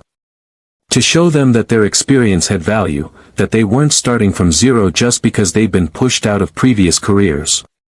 One student, a man named Marcus who was 50 years old and had been laid off from a management position at a retail chain, struggled constantly with feeling like he didn't belong in the classroom. "I'm too old for this," he told me after class one evening. "These kids, they're so much faster with technology, so much more comfortable with new concepts. I can't compete." "You're not competing with them," I said. "You're bringing something different to the table." When we discuss management challenges, who has actual stories about managing difficult employees? About navigating corporate politics? About making tough decisions under pressure? You do. That's valuable. He looked skeptical but nodded. I made a point to call on him more in class, to draw out his experiences and show the other students how theory connected to practice. Gradually, his confidence grew. By the end of the semester, he was one of the most engaged students, often staying after class to discuss concepts and share insights from his career. "Thank you," he told me on the last day of class. "For seeing value in what I brought. For not making me feel like my previous career was wasted." It wasn't wasted, I assured him. It was preparation for whatever comes next. Teaching became an unexpected passion. I loved the energy of the classroom, the discussions that emerged when students grappled with real business problems. I loved seeing concepts click for people, watching them gain confidence in their ability to understand and apply complex ideas. And selfishly, I loved being reminded that what I'd learned over decades of work had lasting value. That my knowledge could be passed on, could help others avoid mistakes I'd made or find solutions to challenges they faced. The consulting work remained my primary income, but teaching added a dimension to my professional life that I hadn't known was missing. It gave me a sense of purpose beyond just earning money or solving client problems. I was contributing to the next generation of business leaders and the current generation of career changers. I was helping people in ways that extended far beyond any single project or engagement. Margaret loved hearing about my classes. I'd come home energized from teaching, full of stories about student insights or interesting discussions. "You found your calling," she said one evening. "Better late than never." "Is 53 too late to find your calling?" I asked with a smile. "Ask me again when you're 60 and still loving it," she replied. I suspected she was right. This combination of consulting and teaching felt sustainable in a way corporate life never had. I was using my skills and experience in ways that felt meaningful. I was in control of my schedule and my priorities. And I was building something that could evolve as I aged, rather than just waiting for someone else to decide when I was no longer valuable. The second year of teaching, I developed a new course specifically focused on career transitions and resilience. It drew heavily from my own experience but incorporated insights from research and from dozens of conversations I'd had with people navigating similar journeys. The course filled up immediately, with a waiting list. Clearly, this was a topic people needed. We discussed not just the practical aspects of career change, the resume writing and networking and job searching, but also the emotional and psychological dimensions. How to process grief over lost careers. How to rebuild confidence after rejection. How to reframe failure as redirection. How to find meaning and purpose beyond traditional employment. These were conversations I wished I'd been able to have during those dark weeks after my termination. They might not have made the fear go away, but they might have made it feel less isolating. Less like personal failure and more like a universal human experience. One evening, I shared the full story of my termination with the class. About overhearing Robert's conversation. About the week of secret knowledge and mounting dread. About the moment they told me I was being let go. About the fear and uncertainty that followed. And about how I'd eventually built something new from the ruins of what I'd lost. The classroom was completely silent when I finished. Then one student, a young woman in her 20s, raised her hand. "Do you think you would have made these changes if you hadn't been forced to?" she asked. It was a profound question. One I'd asked myself many times. Honestly? Probably not, I admitted. I was comfortable in my corporate job. Even though it was stressful and I didn't feel truly secure, it was familiar. It paid well enough. I probably would have stayed until retirement, always vaguely anxious but never taking the risk to do something different. Getting fired forced me to confront realities I'd been avoiding. That security is an illusion. That loyalty isn't always reciprocated. That I was capable of building something on my own. Those were hard lessons, but important ones. So in a way, getting fired was a gift, another student asked. I paused, considering how to answer that. I wouldn't call it a gift, I said carefully. It was trauma. It was one of the most difficult experiences of my life. But trauma can be transformative if you let it. The challenge is to extract the lessons without letting the pain define you. To use the experience as a catalyst for growth rather than an excuse for bitterness. The discussion that followed was one of the richest I'd experienced in teaching. Students shared their own experiences of loss and failure, of being forced into changes they hadn't chosen. And together, we explored how to metabolize those experiences into wisdom rather than wounds. After class, several students lingered to share their personal stories with me. To ask for advice. To say thank you for being honest about my struggles. These moments reminded me why I was doing this work. Why I'd been willing to take a risk on teaching despite my initial doubts. Because connection and shared experience had power. Because telling the truth about difficult things helped others feel less alone. 2 years after my termination, I found myself reflecting on how much had changed. Margaret and I were sitting on our back porch on a Sunday afternoon, drinking coffee and watching birds at the feeder. It was a perfectly ordinary moment, the kind that fills a life. Do you ever think about what you tell yourself? Margaret asked out of nowhere. What do you mean? If you could go back to that Tuesday afternoon, she said. When you overheard Robert's conversation. What would you tell yourself? Would you warn yourself it was coming? I thought about it. That version of me, sitting at his cubicle, hearing those devastating words through a half-open door. What would have helped? I don't think I'd warn myself, I said slowly. I don't think knowing earlier would have made it easier. The shock and fear and grief, I probably needed to feel all of that. It was part of the process. So what would you say? She pressed. I'd tell myself that it's going to be okay, I said.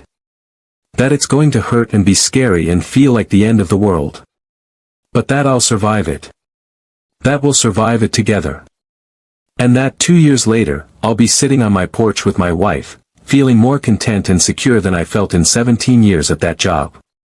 Would you believe it? She asked. Probably not, I admitted. But maybe it would plant a seed. Maybe in the darkest moments, I'd remember that future self said it would be okay. Maybe that would be enough to keep me moving forward. She leaned against my shoulder. I'm glad we made it here, she said softly. Glad we didn't let it break us. We're stronger than we thought, I said. Both of us. Together. And we were. The crisis had tested our marriage in ways I hadn't expected. There were moments when I'd been so consumed by my own fear and anxiety that I'd been difficult to live with. Moments when Margaret had to be strong for both of us. Moments when we'd had to communicate about scary topics like money and future and uncertainty. But we'd done it. We'd talked through the hard things. We'd made decisions together. We'd supported each other when support was needed and given space when space was required. We'd been a team in the truest sense, and that shared struggle had deepened our bond in unexpected ways. Our kids had watched the whole journey too, and it had affected them in ways I was only beginning to understand. David told me on a recent call that watching me navigate the job loss and rebuild had changed how he thought about his own career. I used to think the goal was to find a good company and stay there forever, he said. But watching you, I realized that's not realistic anymore. I need to be building skills and relationships that transcend any single employer. Need to be thinking about my own resilience and adaptability. I was glad he'd learned that lesson earlier than I had. Glad my struggle might spare him some future pain. Sarah, about to graduate with her teaching degree, had asked for advice about starting her career. Don't give everything to your job, I told her. Be good at what you do, absolutely. Be professional and reliable. But remember that you're more than your work. Invest in your relationships. Build a life outside of your career. Don't make the mistake I made of tying your entire identity and security to something that can be taken away. She'd listened thoughtfully, and I hoped she'd remember when she needed to. I'd also reconnected with some old colleagues from Henderson and Associates over the past 2 years. Some had been laid off in subsequent rounds of cuts. Some had quit. A few were still there, hanging on, growing ever more anxious as the company continued to change. Those who'd been forced out were following various paths. Some had found new corporate jobs. Some, like me, had gone into consulting or freelancing. Some were still struggling, searching for something that felt stable and secure.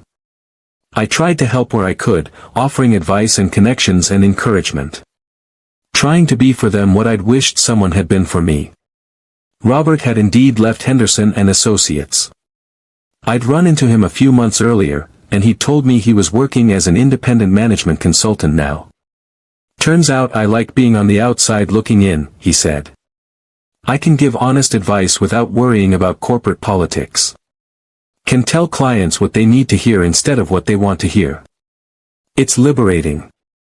We'd grabbed coffee and compared notes on the consulting life. The freedom and flexibility versus the uncertainty and constant need to find new clients. The satisfaction of meaningful work versus the stress of inconsistent income. We agreed that it wasn't for everyone, but for us, it was better than the alternative. I'm sorry again, he said toward the end of our conversation. For how everything went down. For being the one who had to deliver that news. Robert, we've been over this, I said. You were doing your job. And honestly, as awful as it was at the time, it led me here. I'm happier now than I was then. So in a weird way, thank you for firing me. He laughed, a sound of relief and surprise. That's not what I expected to hear. Life's funny that way, I said. Sometimes the worst thing that happens to you is exactly what you needed, even if you couldn't see it at the time. We parted as something closer to friends than we'd ever been when he was my manager. Because now we stood on equal ground, two people who'd survived the corporate machine and found our way to something more authentic. I thought about that conversation often. About how the people I'd initially seen as antagonists or villains in my story were really just other humans trying to navigate impossible situations. Robert wasn't my enemy. The woman on the speakerphone wasn't evil. They were all just parts of a larger system, a way of doing business that prioritized profit over people. The real villain, if there was one, wasn't any individual person. It was the ideology that said employees were costs to be minimized rather than assets to be valued. The belief that loyalty was a one-way street. The system that made people expendable the moment the spreadsheet said so. And the only way to protect yourself from that system was to opt out of it. To build your own security instead of relying on someone else to provide it. About 2.5 years after my termination, I received an unexpected email invitation. A business conference was being held downtown, focusing on workforce development and the future of work. They wanted me to speak on a panel about career resilience and navigating professional transitions. The kicker. Henderson and Associates was one of the conference sponsors. I showed the invitation to Margaret. Are you going to do it? She asked.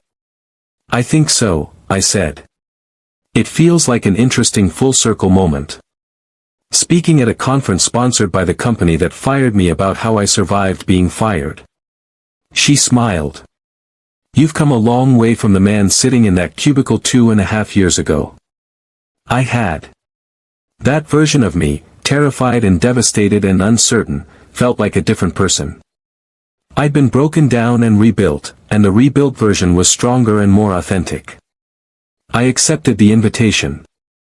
The conference was well attended. Hundreds of professionals from various industries gathered to discuss the changing nature of work and careers. I sat on a panel with 3 other speakers, all of whom had navigated significant career transitions. There was a woman who'd been laid off from a tech company and had started her own successful software firm. A man who'd left a law career to become a teacher. A younger worker who'd built an entire career in the gig economy, deliberately choosing flexibility over traditional employment. We each told our stories, and then we fielded questions from the audience. The questions revealed how widespread career anxiety had become. How many people felt insecure in their jobs, worried about being made redundant, uncertain about their futures. One man asked, how do you recover from the blow to your confidence? When you're told you're no longer needed, how do you believe in yourself again?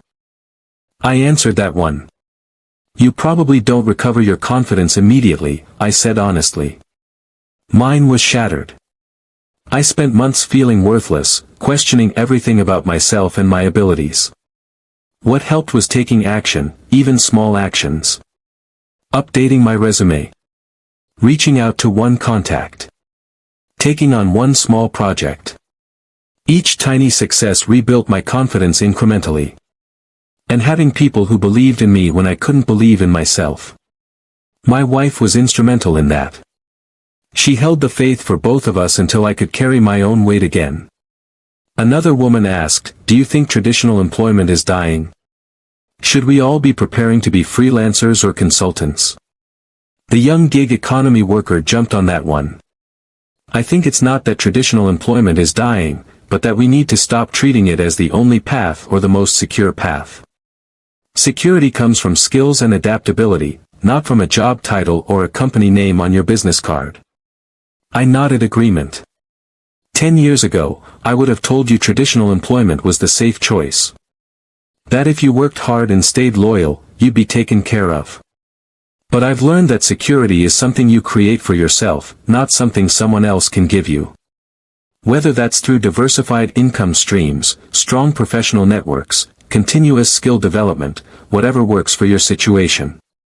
But don't put all your eggs in one basket, because that basket might disappear. The panel ran over its scheduled time because people had so many questions, so many anxieties they wanted addressed. Afterward, a line formed of people wanting to speak with us individually.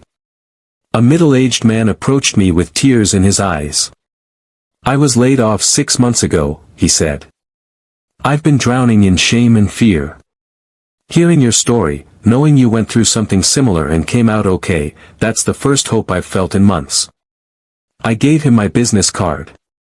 Email me, I said. Let me know how you're doing. If I can help in any way, I will. Even if it's just listening. You're not alone in this. He thanked me profusely and moved on, and I felt that familiar sense of purpose. This was why sharing my story mattered.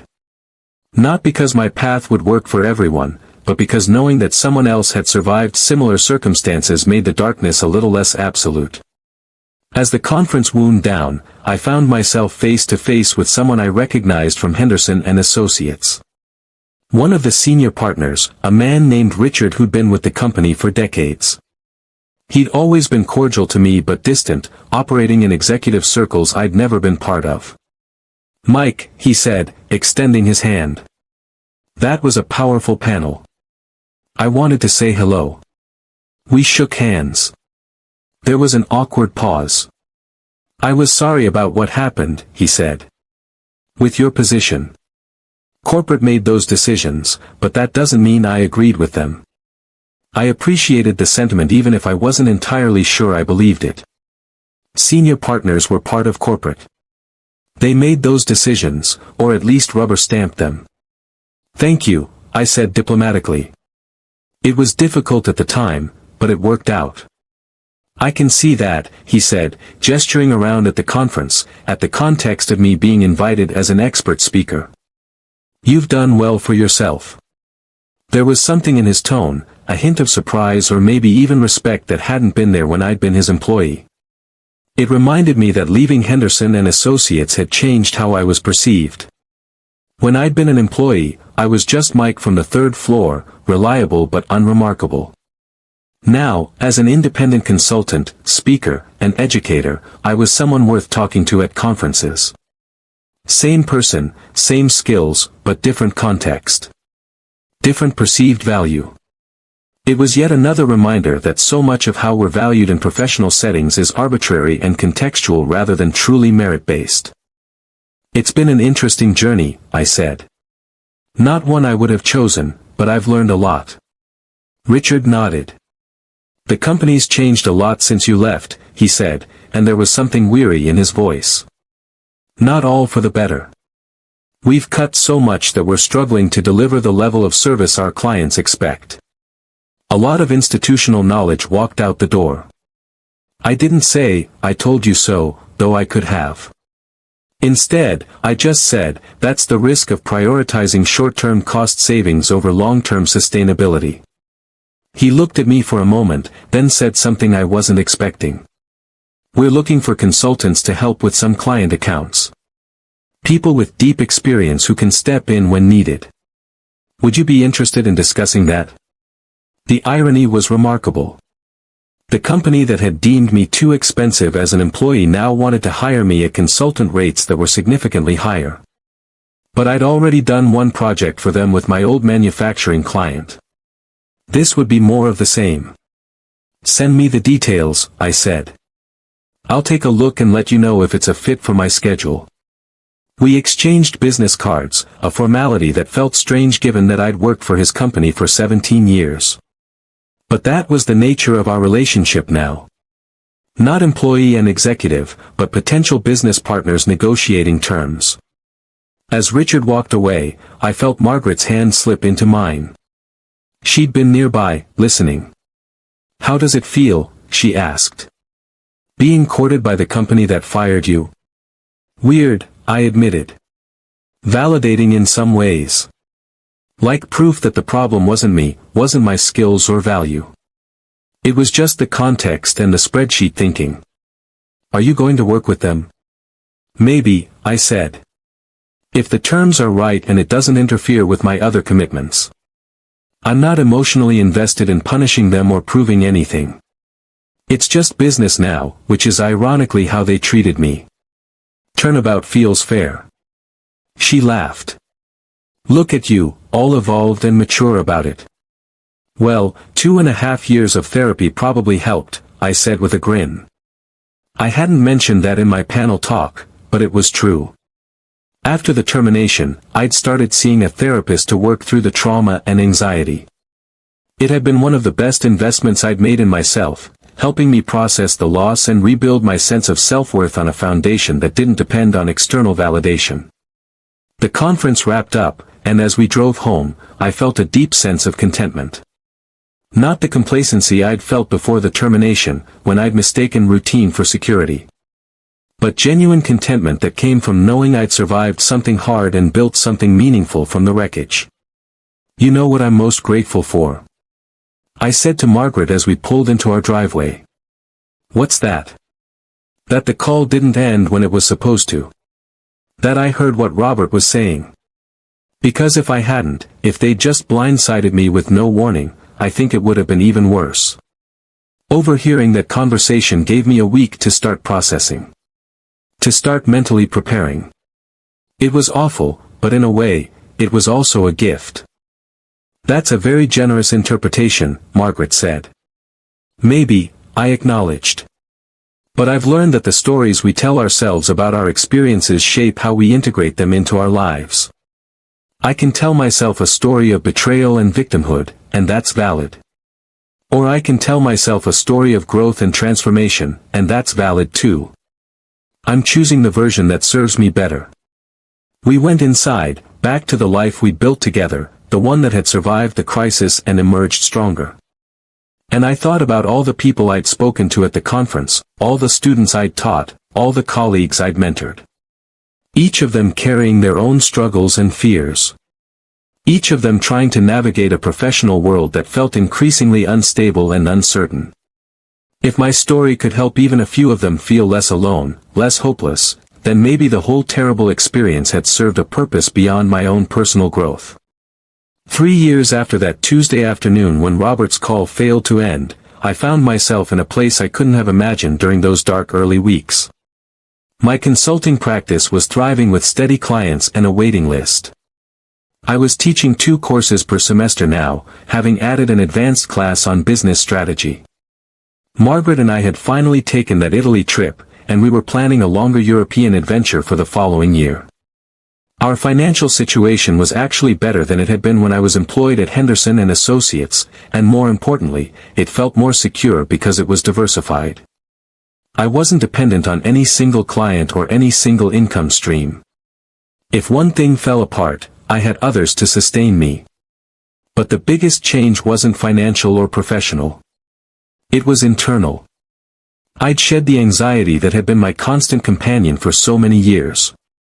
The low-level fear that I wasn't doing enough, wasn't valuable enough, could be replaced at any moment. That fear had been eating at me long before I overheard Robert's conversation, I realized now. It had been the undercurrent of my entire corporate career, this nagging sense that security was always conditional and could be revoked without warning. And then it had been revoked, and I discovered something crucial. I survived it. The thing I'd been afraid of for decades had happened, and I'd made it through. That knowledge changed everything. I was no longer afraid of losing my job because I didn't have a job in the traditional sense. I had a business, clients, students, multiple streams of income and meaning. I was no longer afraid of being deemed too old or too expensive because I'd proven I could create value on my own terms. Age and experience were assets in my current context, not liabilities. I'd stopped checking LinkedIn compulsively, stopped comparing myself to former colleagues and their career trajectories. My path was my own now, and I was comfortable with it. Margaret noticed the change most clearly. "You sleep better now," she observed one morning. "You used to toss and turn every night, even when you claimed everything was fine." She was right. I'd been carrying so much unconscious stress for so many years that I'd normalized it, forgotten what it felt like to not be constantly tense. Now I slept deeply, woke up refreshed, approached my days with energy rather than dread. I didn't realize how much that job was costing me, I admitted.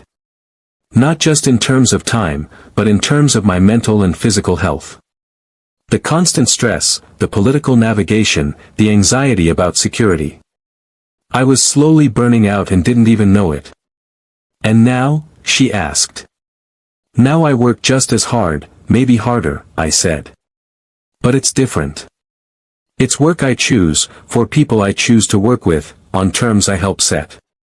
That makes all the difference." The consulting work had evolved too.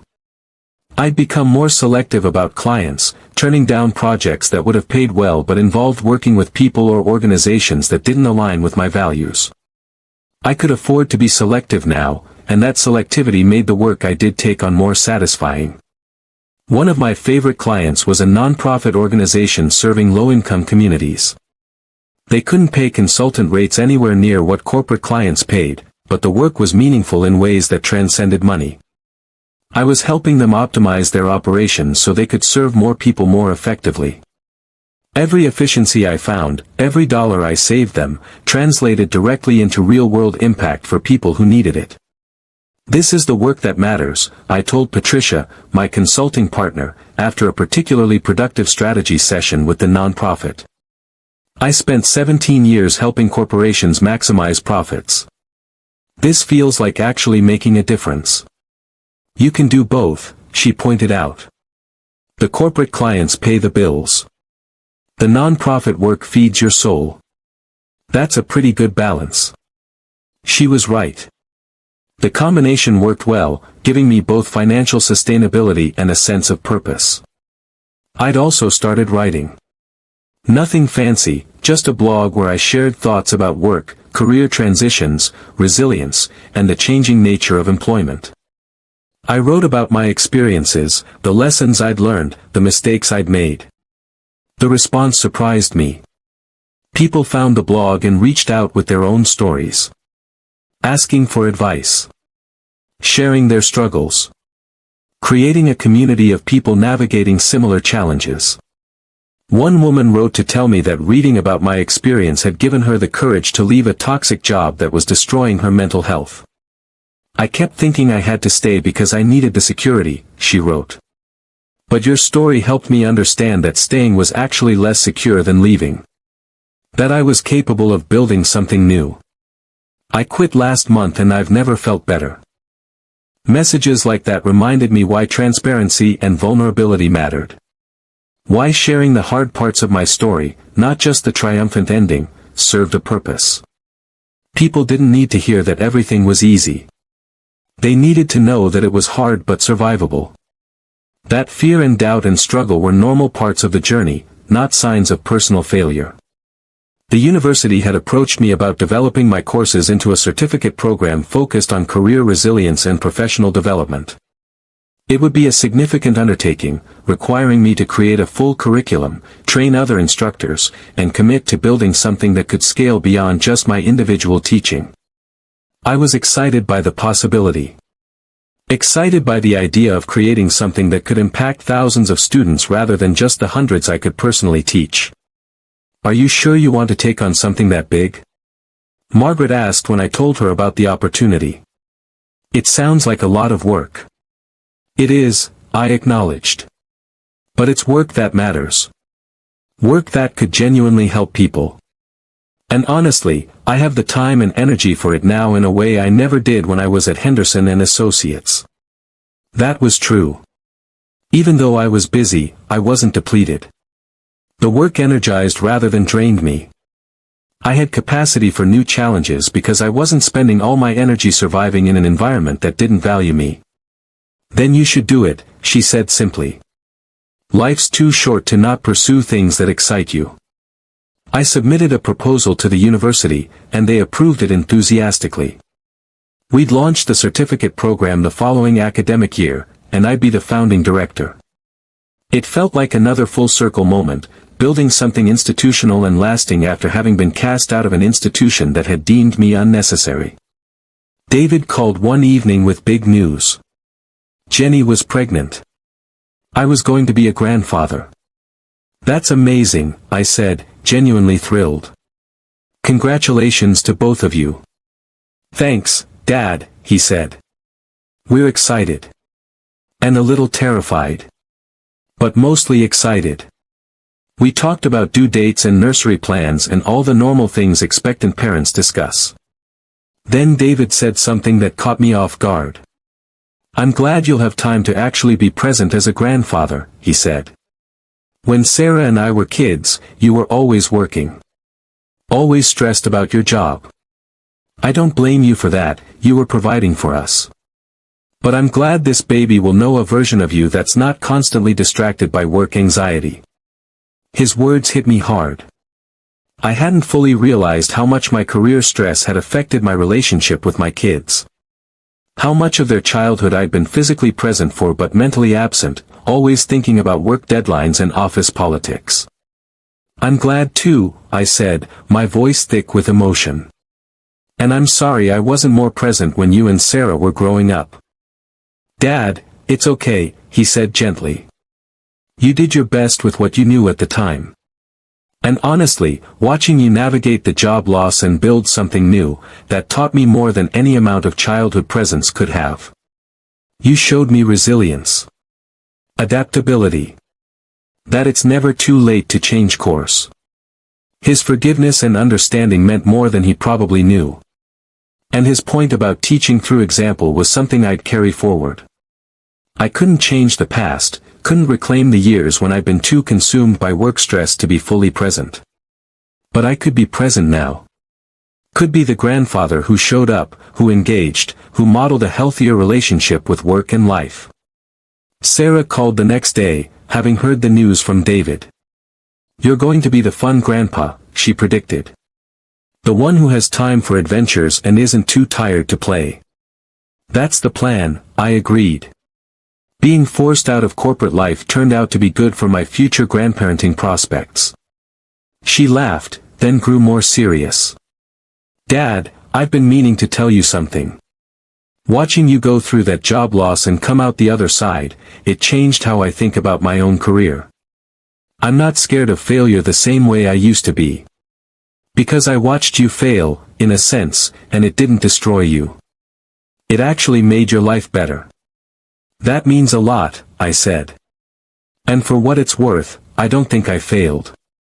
I think I was failed by a system that didn't value the right things. There's a difference. That's a good distinction, she said thoughtfully. I'll remember that. On the exact 3-year anniversary of that Tuesday afternoon, I did something deliberate. I drove to the business park where Henderson and Associates was located. Not to go inside, but just to see it. To stand in the parking lot where I'd stood with my cardboard box 3 years earlier and reflect on everything that had changed since. The building looked exactly the same. Same gray concrete. Same glass windows reflecting the afternoon sun. Same impersonal corporate architecture. But I was completely different. The man who'd worked in that building for 17 years had been so focused on climbing ladders and proving his worth. So anxious about security and stability.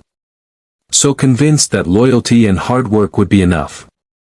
That man had been shattered by a conversation he wasn't supposed to hear and a termination he didn't see coming.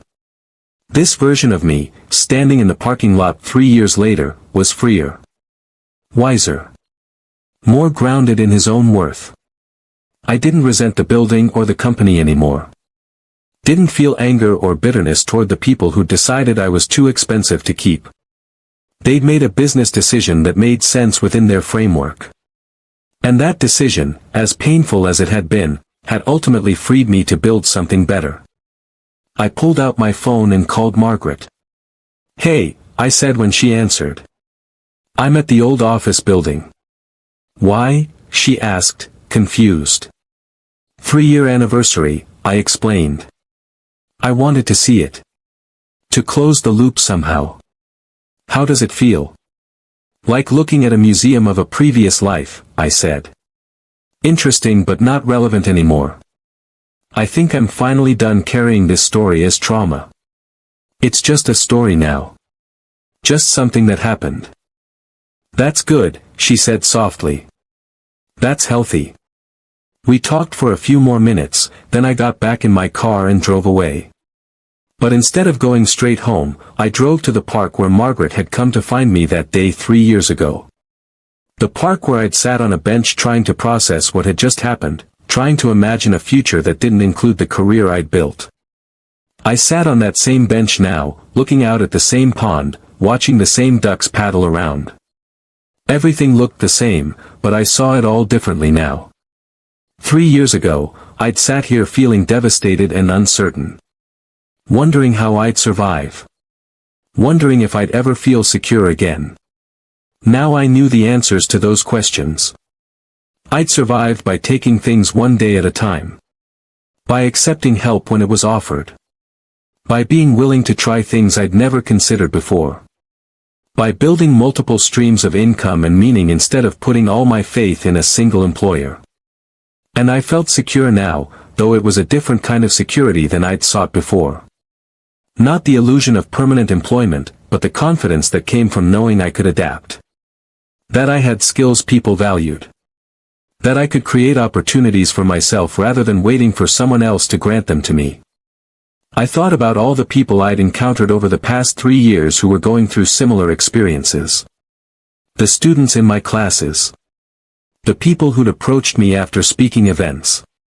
The readers of my blog.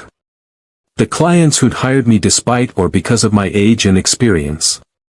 Each of them teaching me that my story wasn't unique, just one variation of a common theme in modern work life. The illusion of job security was crumbling for everyone, not just people my age. Even young workers were discovering that loyalty wasn't rewarded, that companies would discard them as soon as it became financially advantageous. The difference was that many younger workers had never believed the illusion in the first place. They'd entered the workforce already understanding that they needed to be their own advocates, their own safety nets. In some ways, getting laid off had forced me to adopt the mindset that younger generations already had. That employment was transactional. That security came from within, from your skills and adaptability and network, not from any single employer. It had been a painful lesson, but an important one. I pulled out my phone and opened the Notes app, started writing down thoughts that had been percolating. Lessons I'd learned that I wanted to remember. That I wanted to share with others who might need them. Lesson 1: Loyalty to a company is admirable but should never be one-sided.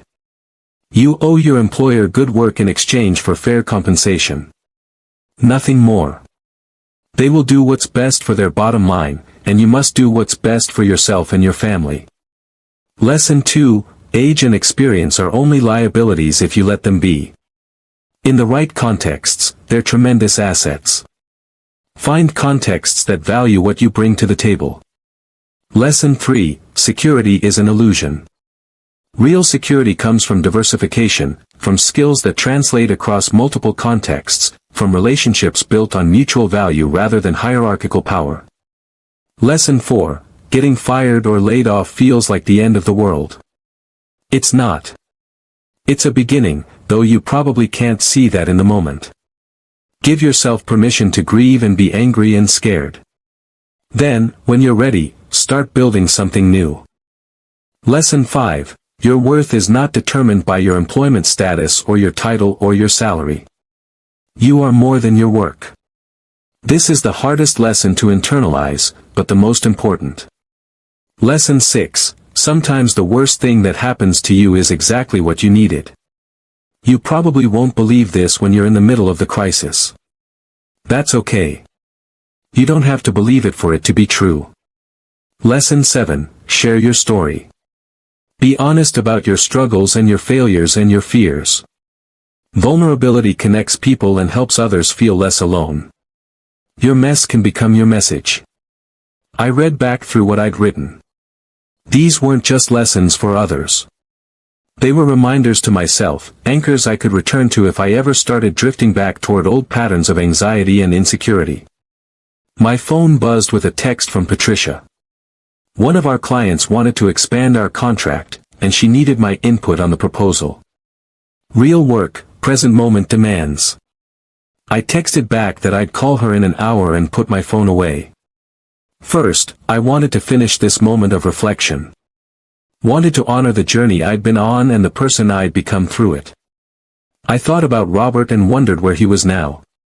Whether his consulting practice was thriving or struggling. Whether he'd found peace with the decisions he'd been forced to make. I hoped he was okay. Hoped he'd forgiven himself for being caught in an impossible situation. I thought about all my former colleagues at Henderson and Associates, the ones still there and the ones who'd been laid off in subsequent rounds. Hoped they were all finding their way to something sustainable and meaningful, whatever form that took. I thought about the woman on the speakerphone, the one whose cold pragmatism had initially seemed so cruel.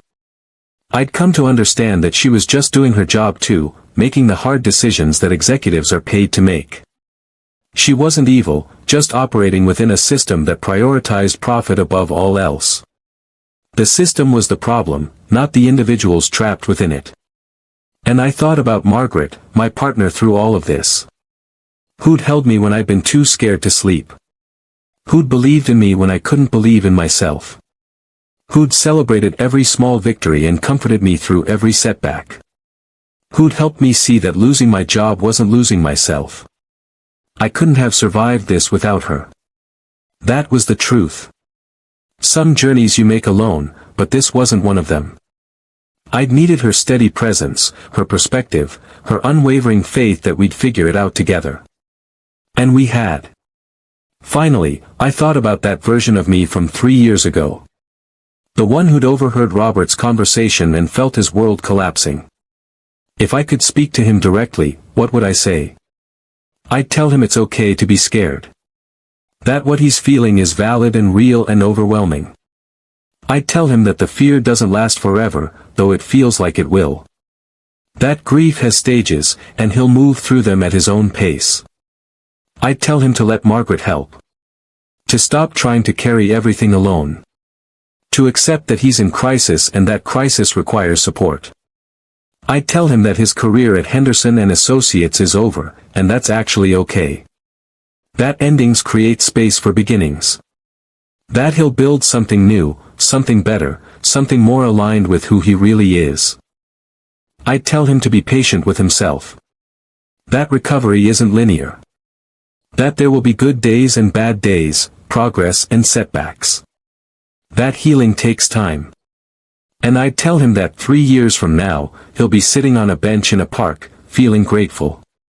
Not grateful that he was fired, but grateful for the person he became in response to being fired.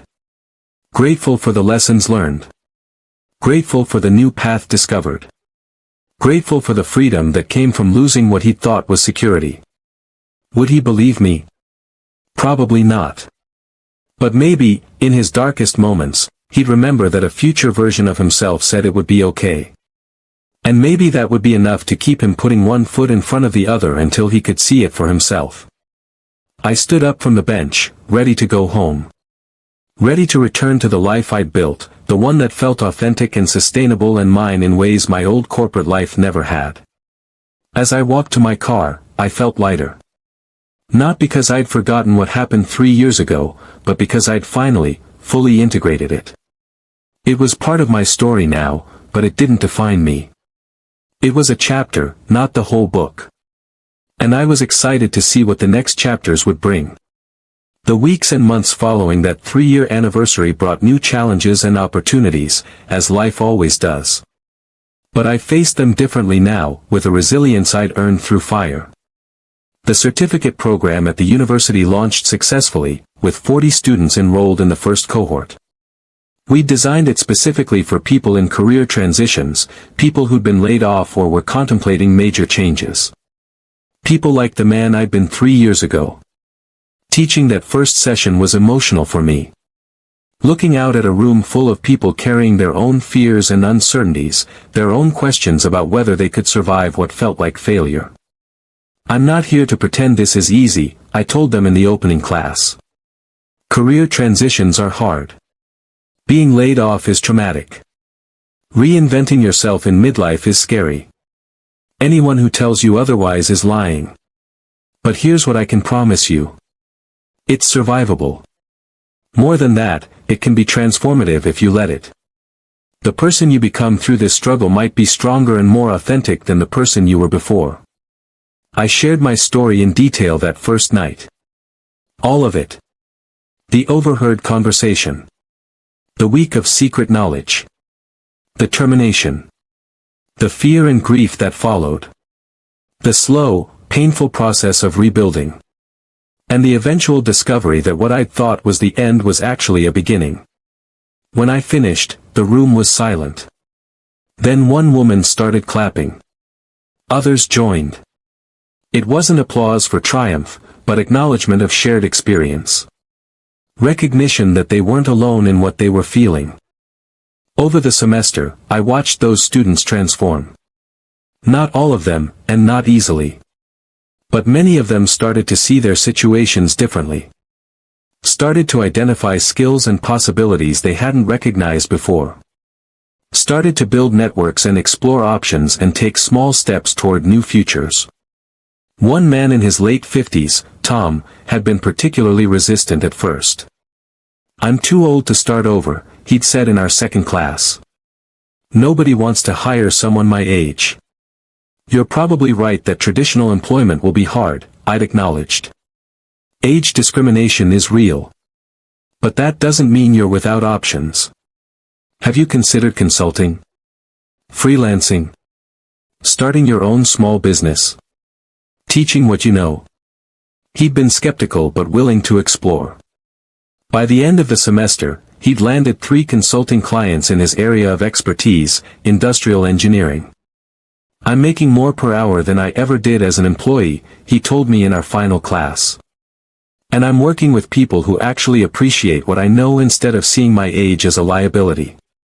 That's exactly it, I said. You found a context where your experience is an asset. That's available to more people than realize it.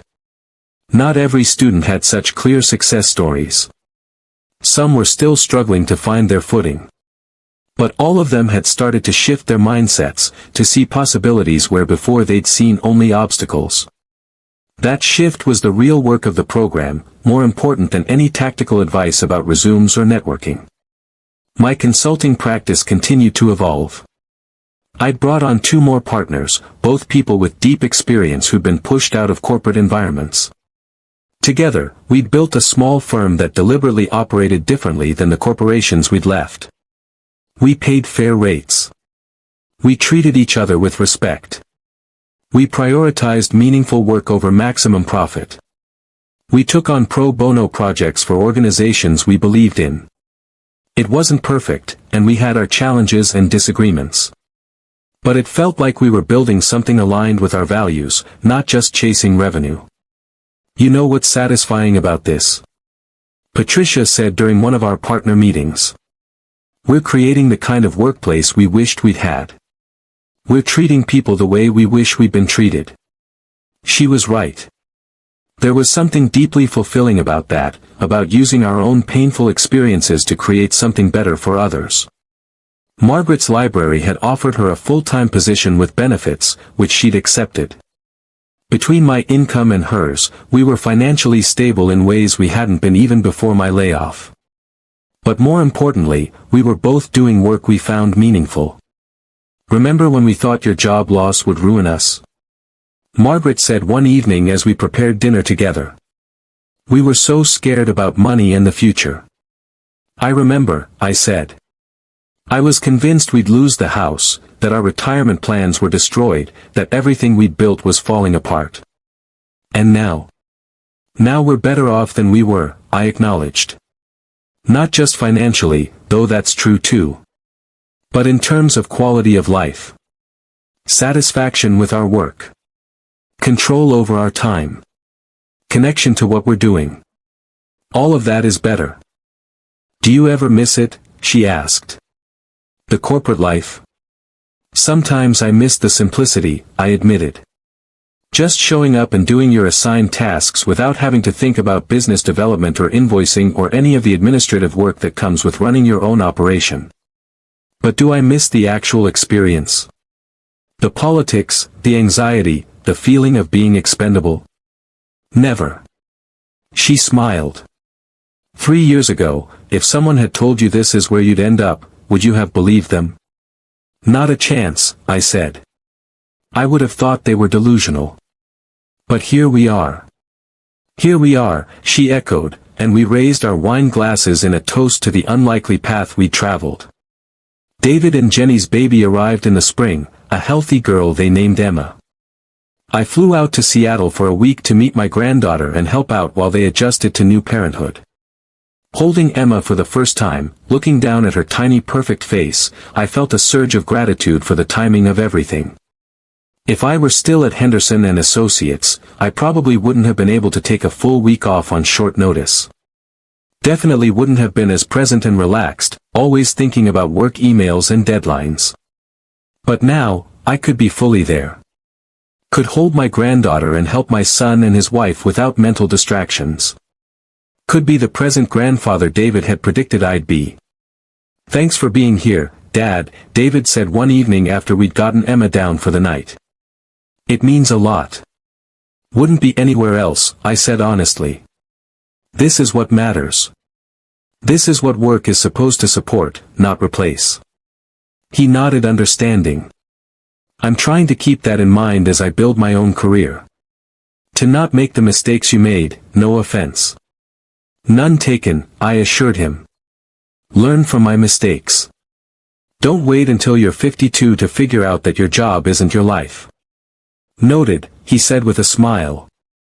Back home, I continued writing my blog, which had developed a steady readership.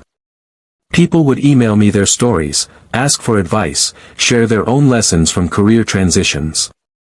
I tried to respond to everyone personally, remembering how isolated I'd felt in those early days after my termination. The blog had also led to some unexpected opportunities. A literary agent had reached out, asking if I'd be interested in turning my experiences into a book. There's a real market for this, she'd explained. Career transition memoirs with practical advice. People want to hear real stories from people who've been through it, not just theoretical advice from career counselors who've never been laid off themselves. I was intrigued but hesitant. I'm not sure I'm a writer, I'd told Margaret. You write all the time, she'd pointed out. Your blog posts. Your curriculum materials. Your course content. You're absolutely a writer. But a whole book? 1 page at a time, she'd said. Just like everything else you've built. 1 day, 1 page at a time. I'd signed with the agent and started working on a book proposal. It was challenging in new ways, forcing me to reflect more deeply on my experiences and extract lessons that would resonate broadly. But it was also satisfying, giving me a way to reach more people than I could through speaking or teaching alone. The book would be called When the Call Doesn't End, Surviving Job Loss and Building What Comes Next. A reference to that pivotal moment when Robert's phone call failed to disconnect and I overheard the conversation that changed everything. Working on it forced me to revisit that period in detail, to remember feelings I'd worked hard to move past. It was uncomfortable but necessary, a final processing of trauma into something potentially useful for others. Are you okay with reliving all of this? Margaret asked one evening as I worked on a particularly difficult chapter about the immediate aftermath of my termination. It's hard, I admitted. But also cathartic in a way. Like I'm taking all that pain and confusion and fear and giving it purpose. Transforming it from something that happened to me into something that might help others. That's a healthy way to frame it, she said. Just don't let it consume you. You've moved on from that version of yourself.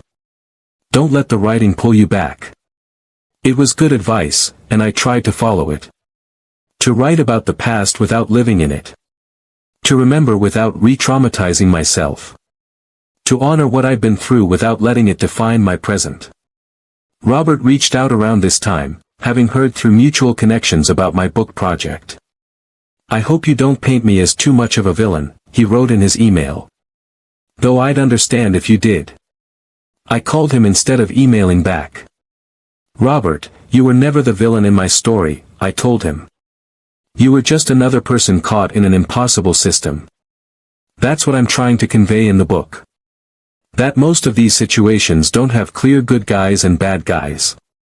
Just people making hard choices within broken systems. He sounded relieved. I still think about it, you know.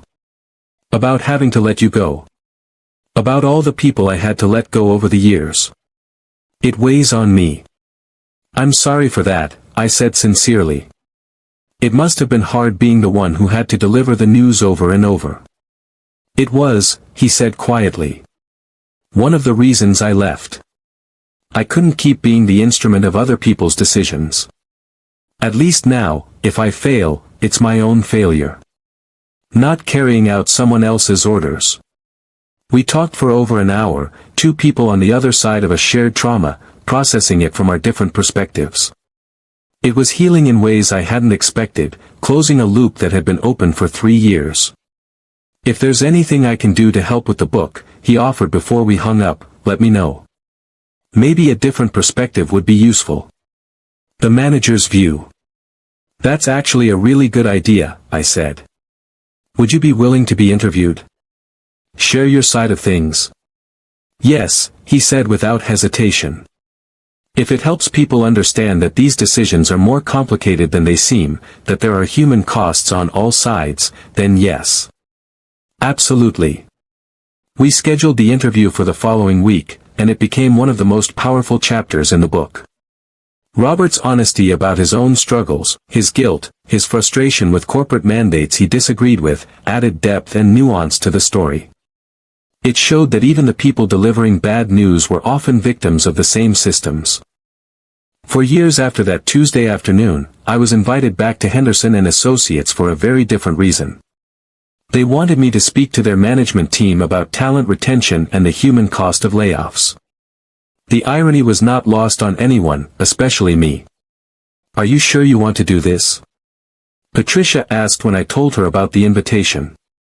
"It could be triggering." "Maybe," I acknowledged. "But it also feels like an opportunity.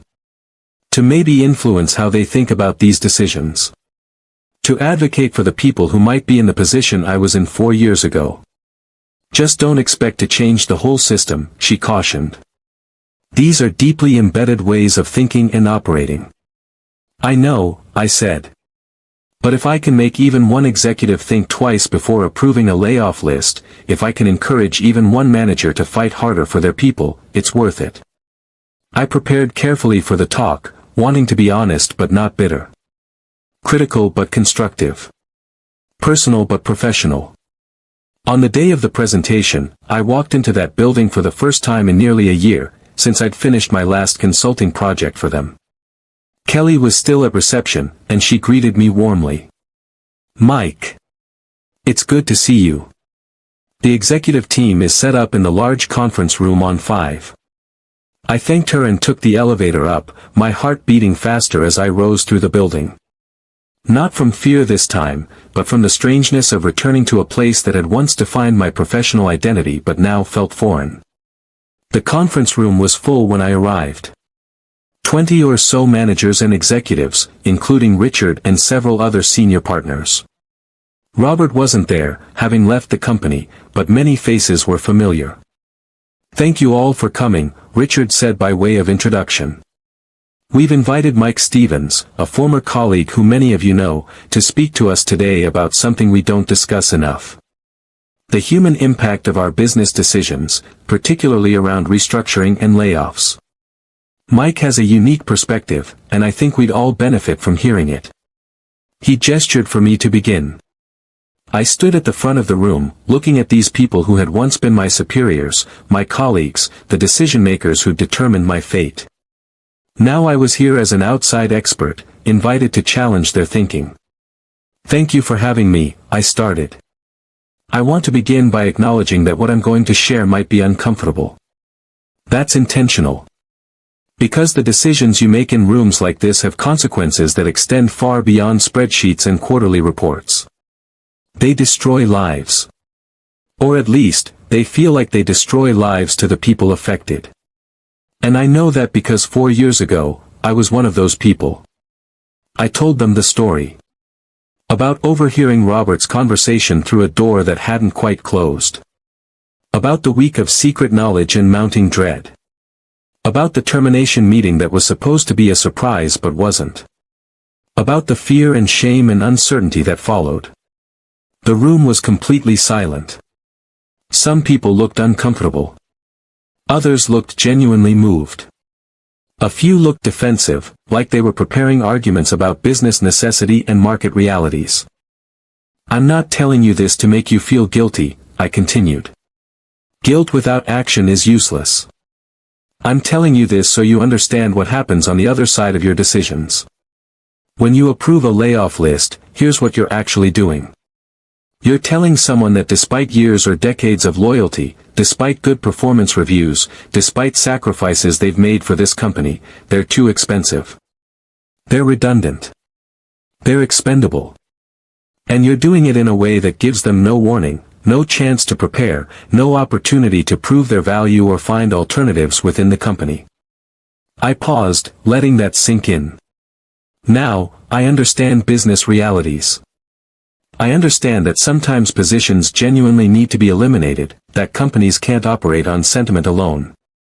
But I want to challenge some of the assumptions that drive these decisions. I pulled up a slide I prepared. You cut me because my salary was high relative to junior analysts. Because you could hire 2 or 3 young people for what you were paying me. That math made sense on paper. But did you calculate the cost of institutional knowledge loss? Did you factor in the client relationships that deteriorated after I left? Did you consider the time senior people had to spend training new analysts instead of focusing on their own work? Did you measure the impact on morale when everyone saw that loyalty and experience weren't protected? Another slide. Here are some statistics from your own client satisfaction surveys, which I obtained through my consulting work with several of your clients. Satisfaction dropped significantly in the year after the major restructuring that included my departure and about 30 others. You saved money on salaries, but how much revenue did you lose from clients who left or reduced their contracts? How much did you spend on recruiting and training replacements? When you do the full accounting, were those layoffs actually profitable? Or did they just move costs from one line item to another while destroying employee trust and client relationships? Richard shifted in his seat. Others were taking notes. I had their attention. I'm not saying never make cuts, I went on. I'm saying make them thoughtfully. Exhaust every alternative first. Consider furloughs. Consider salary reductions that preserve headcount. Consider retraining people for different roles. Consider asking executives to take pay cuts before eliminating frontline workers. And when cuts are truly necessary, treat people with dignity. Give them warning if possible. Provide generous severance. Offer real outplacement services, not just token gestures. Help them leave with their heads held high instead of feeling discarded. I clicked to my final slide, which was just a quote I'd written. Every person on your layoff list is someone's parent, someone's spouse, someone's provider. They have mortgages and medical bills and college tuition and elderly parents to care for. When you eliminate their position, you're not just adjusting a number on a spreadsheet. You're creating a crisis in someone's life. That doesn't mean you can never do it. But it means you should never do it lightly. The presentation ended, and there was a long moment of silence. Then Richard started asking questions. In hindsight, what could we have done differently in your case? Honestly? I said. You could have come to me before making the decision. Told me the company was looking at cost reductions and asked if I'd be open to a reduced role or salary to stay on. I might have said yes. I had a lot of value to offer even in a reduced capacity. Or you could have helped me transition out with dignity. Given me 3 months' notice instead of 3 months severance.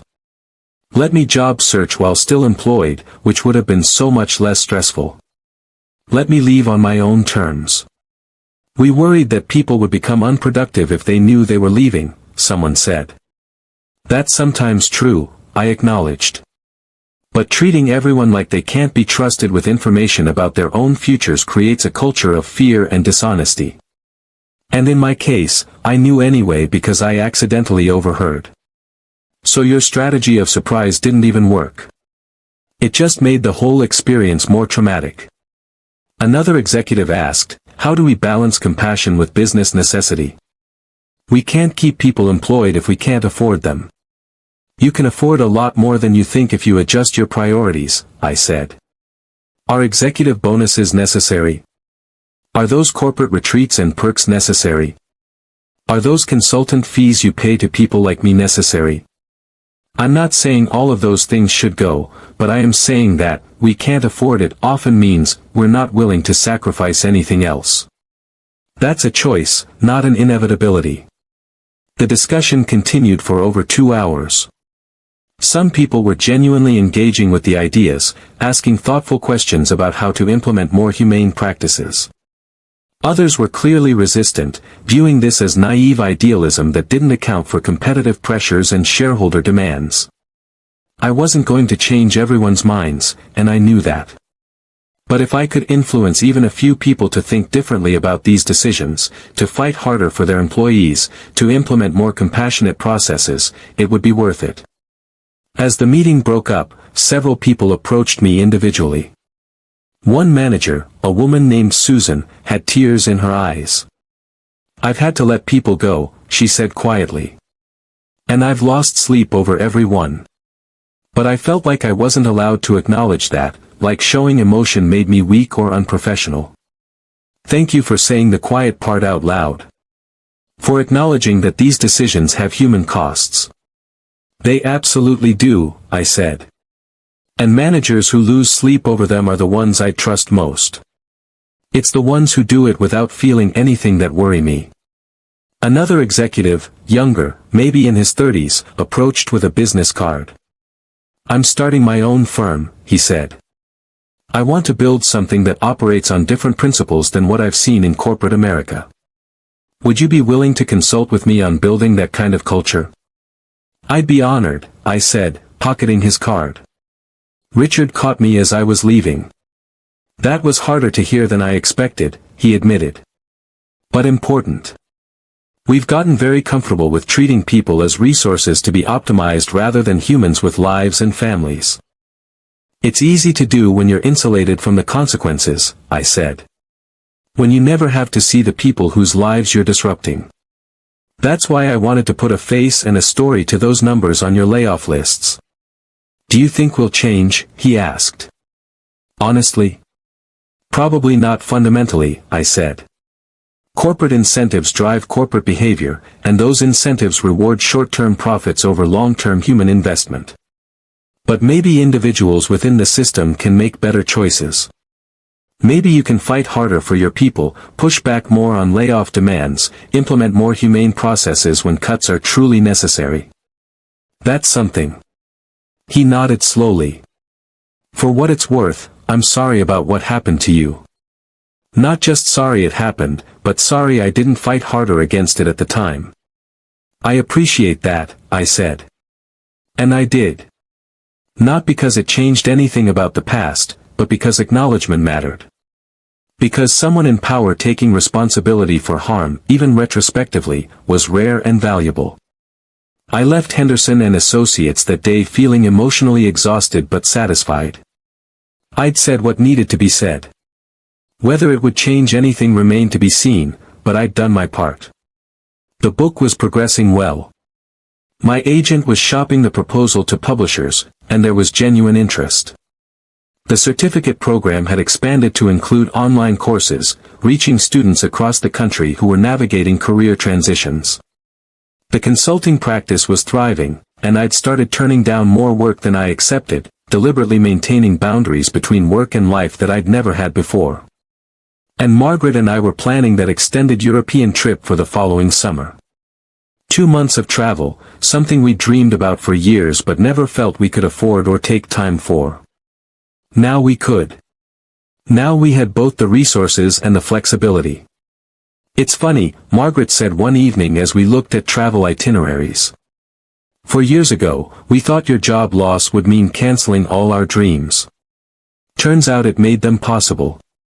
Forced me to build a life that supports our dreams instead of one that postpones them indefinitely," I agreed. "But it didn't feel like that at the time. At the time, it felt like everything was ending." "That's the thing about crisis," she mused. "You can't see the other side of it when you're in the middle. You just have to trust that there is another side and keep moving toward it." "That's very wise," I said. "Are you writing a book too?" She laughed. "No, I'll leave that to you. I'll just keep being the one who reminds you to eat and sleep while you're obsessing over chapters." "Deal," I said, and kissed her. We were okay. More than okay. We'd survived something that had felt unsurvivable and emerged stronger for it. Our relationship had deepened through the shared struggle. Our lives had become more intentional and aligned with our values. Our future felt open in ways it hadn't when I'd been trapped in corporate life, always waiting for someone else to determine my fate. As the 4th year turned into the 5th, I found myself increasingly focused on helping others navigate similar transitions. The book was published and did better than anyone expected, hitting several bestseller lists and generating speaking invitations from around the country. The message was resonating because the problem was universal. People everywhere were dealing with job insecurity, career transitions, the collapse of traditional employment models. My story was just one of thousands, but telling it honestly seemed to give others permission to acknowledge their own struggles and fears.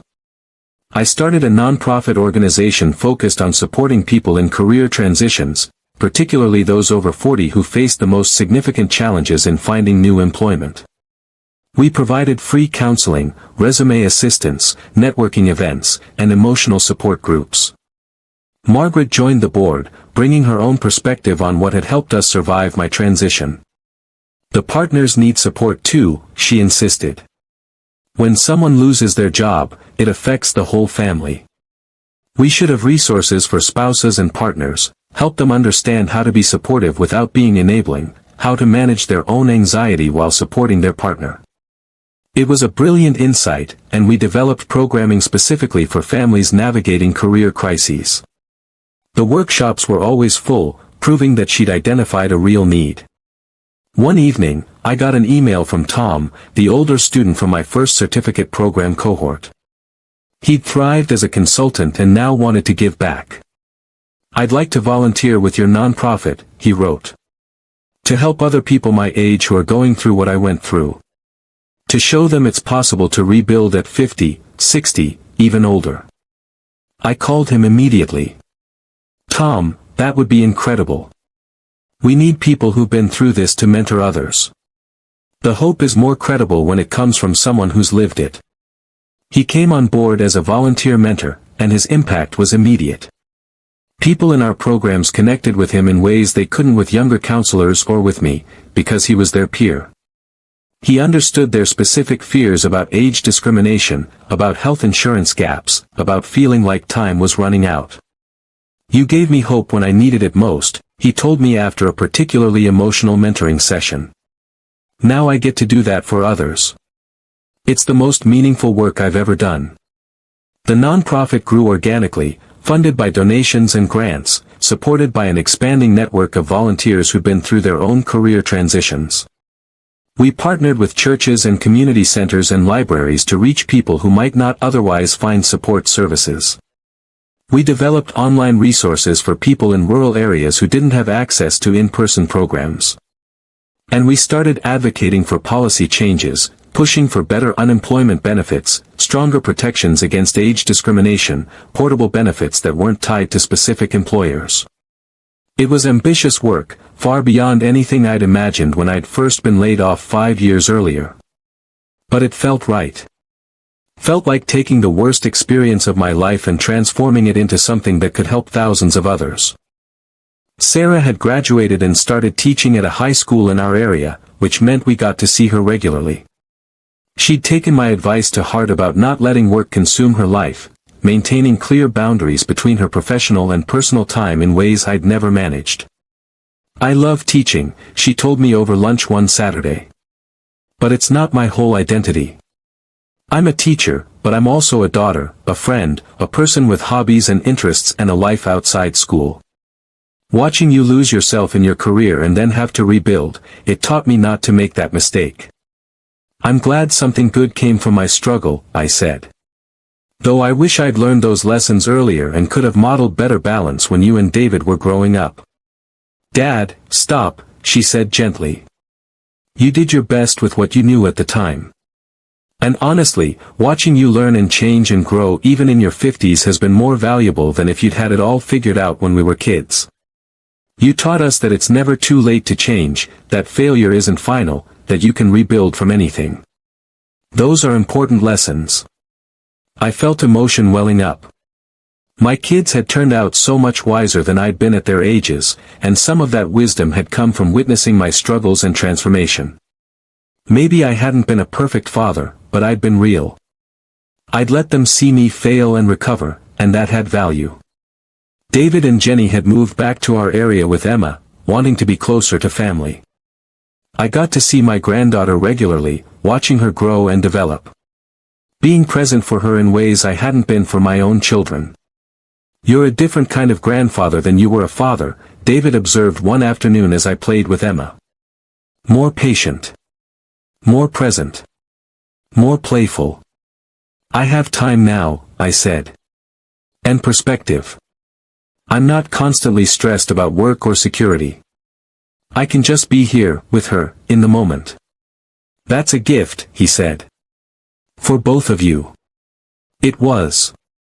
Emma would never know the version of me that had been consumed by corporate anxiety, always worried about proving his worth and climbing ladders. She'd only know the grandfather who had time for adventures, who was secure enough in himself to be silly and present and engaged. That felt like a redemption of sorts. The book had opened up opportunities for media appearances. I did podcast interviews, television segments, even a short documentary about career transitions in modern America. The attention was uncomfortable sometimes, as I'd never sought spotlight or celebrity. But I used each platform to amplify the message that job loss wasn't personal failure, that the system was broken, that people were more than their employment status.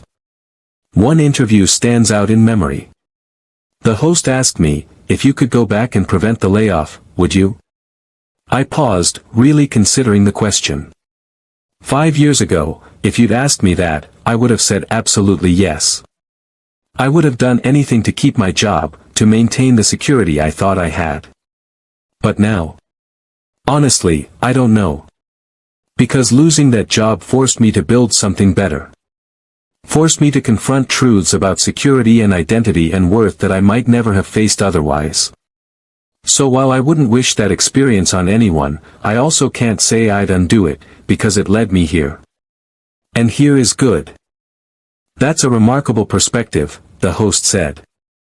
To be grateful for trauma. Not grateful for the trauma itself, I clarified. But grateful for who I became in response to it. There's a difference. That distinction mattered to me. I wasn't going to romanticize the pain or pretend it hadn't been genuinely awful. But I also wasn't going to let the pain be the end of the story. Patricia and I had grown the consulting firm to where we had 8 partners and a dozen contract consultants we brought in for projects. We deliberately kept it from growing larger, wanting to maintain the culture and values that made it special. We could scale this, Patricia said during one strategy meeting. Could franchise the model or bring in outside investment to expand nationally. Do we want to? I asked. Do we want to become what we left? A bigger firm means more hierarchy, more politics, more pressure to maximize profits at the expense of values. I like what we have. A sustainable business that supports our lives instead of consuming them. The other partners agreed. We'd all been burned by corporate growth imperatives. We'd rather stay small and meaningful than become large and hollow. It was a deliberate choice to prioritize quality of life over maximum revenue, and I never regretted it. Margaret and I finally took that extended European trip. 2 months wandering through Italy, France, Spain, and Portugal. We ate incredible food, saw breathtaking art, met fascinating people. And for the first time in my adult life, I didn't check email compulsively or worry about work piling up. Remember when we first talked about this trip? Margaret said as we sat at a cafe in Rome, watching people pass by. You said maybe in 5 years, after you retired from Henderson and Associates. I remember, I said. I was so sure I had to stay there until some predetermined retirement age. That leaving early would be irresponsible. And now here we are, years before that timeline, taking the trip anyway, she said. Because you built something flexible enough to allow it. We built it, I corrected. I couldn't have done any of this without you. She smiled and squeezed my hand. We make a good team. We did. The partnership that had survived my job loss had only grown stronger through the years. We'd learned to communicate about hard things, to support each other through crisis, to celebrate success without taking it for granted. Our marriage had been tested and had passed the test. The trip was everything we'd hoped for and more. We came home refreshed and reconnected, ready for whatever came next. And what came next surprised me. The university offered me a full-time faculty position, not just adjunct teaching. They wanted to expand the certificate program into a full degree program and wanted me to direct it. You'd have job security, the dean said. Benefits. A title. Everything you lost when you left corporate America. I smiled at the irony. 5 years ago, I would have jumped at this offer. The security and prestige of a faculty position would have felt like salvation. But now? Can I think about it? I asked. Before I continue with how this all resolved, I want to ask you something. We've traveled a long journey together through this story, from that devastating Tuesday afternoon to building something new from the ruins. If you've stayed with me this far, if this story has resonated with you or made you think differently about your own career and security, I want to hear from you. Drop a comment below telling me what you're taking away from this. Are you currently facing a career transition? Are you afraid of losing your job? Have you already been through something similar? What would you do differently if you were in my position? Share your thoughts, your fears, your hopes. Let's build a community of people who understand that our worth isn't determined by our employment status, that security comes from within, and that sometimes the worst thing that happens to us opens doors we never knew existed. And if you haven't already, please subscribe to this channel. We share stories like this regularly, stories that remind us we're more resilient than we think, more valuable than any single employer can recognize, and more capable of reinvention than we ever imagined. Now, let me tell you how I answered that university's offer and what the next chapter brought. I spent a week thinking about the university's offer. On paper, it was attractive. A steady salary with benefits. The prestige of a faculty position. The security of an institutional affiliation. All the things I'd lost when Henderson and Associates let me go. Margaret and I discussed it over several long conversations. "What does your gut tell you?" she asked. "My gut says that taking this position would be moving backward," I admitted. "It would mean giving up the flexibility and autonomy I've built. It would mean returning to an institutional structure with all the politics and constraints that come with it. Even if it's a university instead of a corporation, it's still trading independence for security. Security that you've learned is somewhat illusory anyway," she pointed out. "Universities cut positions too. Tenure is harder to get than it used to be. You'd be giving up what you've built for the promise of something that might not even be as secure as it appears." She was right. I'd learned the hard way that institutional security was always conditional. Always subject to budgets and priorities and decisions made by people far removed from the actual work. "But there's part of me that's tempted," I confessed. "The part that still carries fear from 5 years ago. The part that wants the safety of a regular paycheck and defined benefits." "That's understandable," Margaret said. "Trauma doesn't disappear just because you've moved forward. But you can't make major life decisions based on fear. You have to decide what actually serves the life you want to live." I knew she was right. The question wasn't whether the university position was objectively good or bad. The question was whether it aligned with the life I'd deliberately built over the past 5 years. A life with flexibility, autonomy, the ability to say yes to opportunities that excited me and no to those that didn't. A life where I controlled my time and priorities rather than having them dictated by institutional requirements. In the end, I turned down the offer. But I proposed an alternative. What if I continued as an adjunct, teaching the courses I already teach, but we bring in another full-time faculty member to help expand the program? I suggested to the dean. I can consult on curriculum development, mentor the new hire, maintain my involvement without giving up the flexibility that makes my current life work. The dean was disappointed but agreed. We hired an excellent professor who brought their own experience of career transition to the role, and I continued teaching part-time while maintaining my consulting practice and nonprofit work.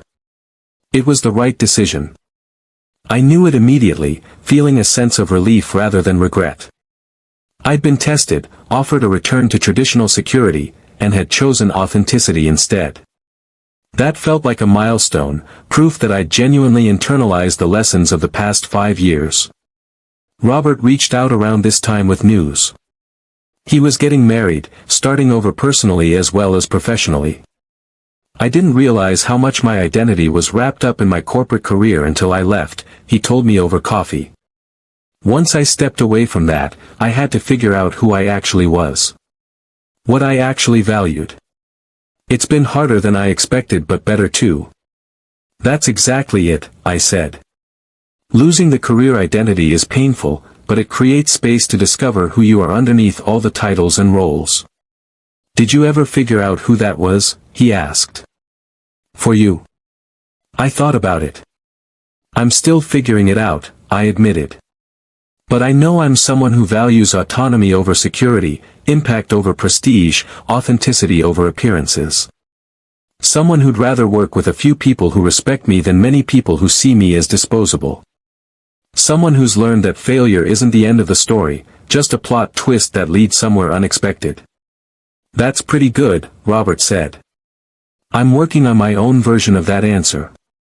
We talked about his upcoming wedding, his consulting practice, his plans for the future. Two people who'd been on opposite sides of a painful professional interaction, now friends united by shared experience of navigating life outside corporate structures.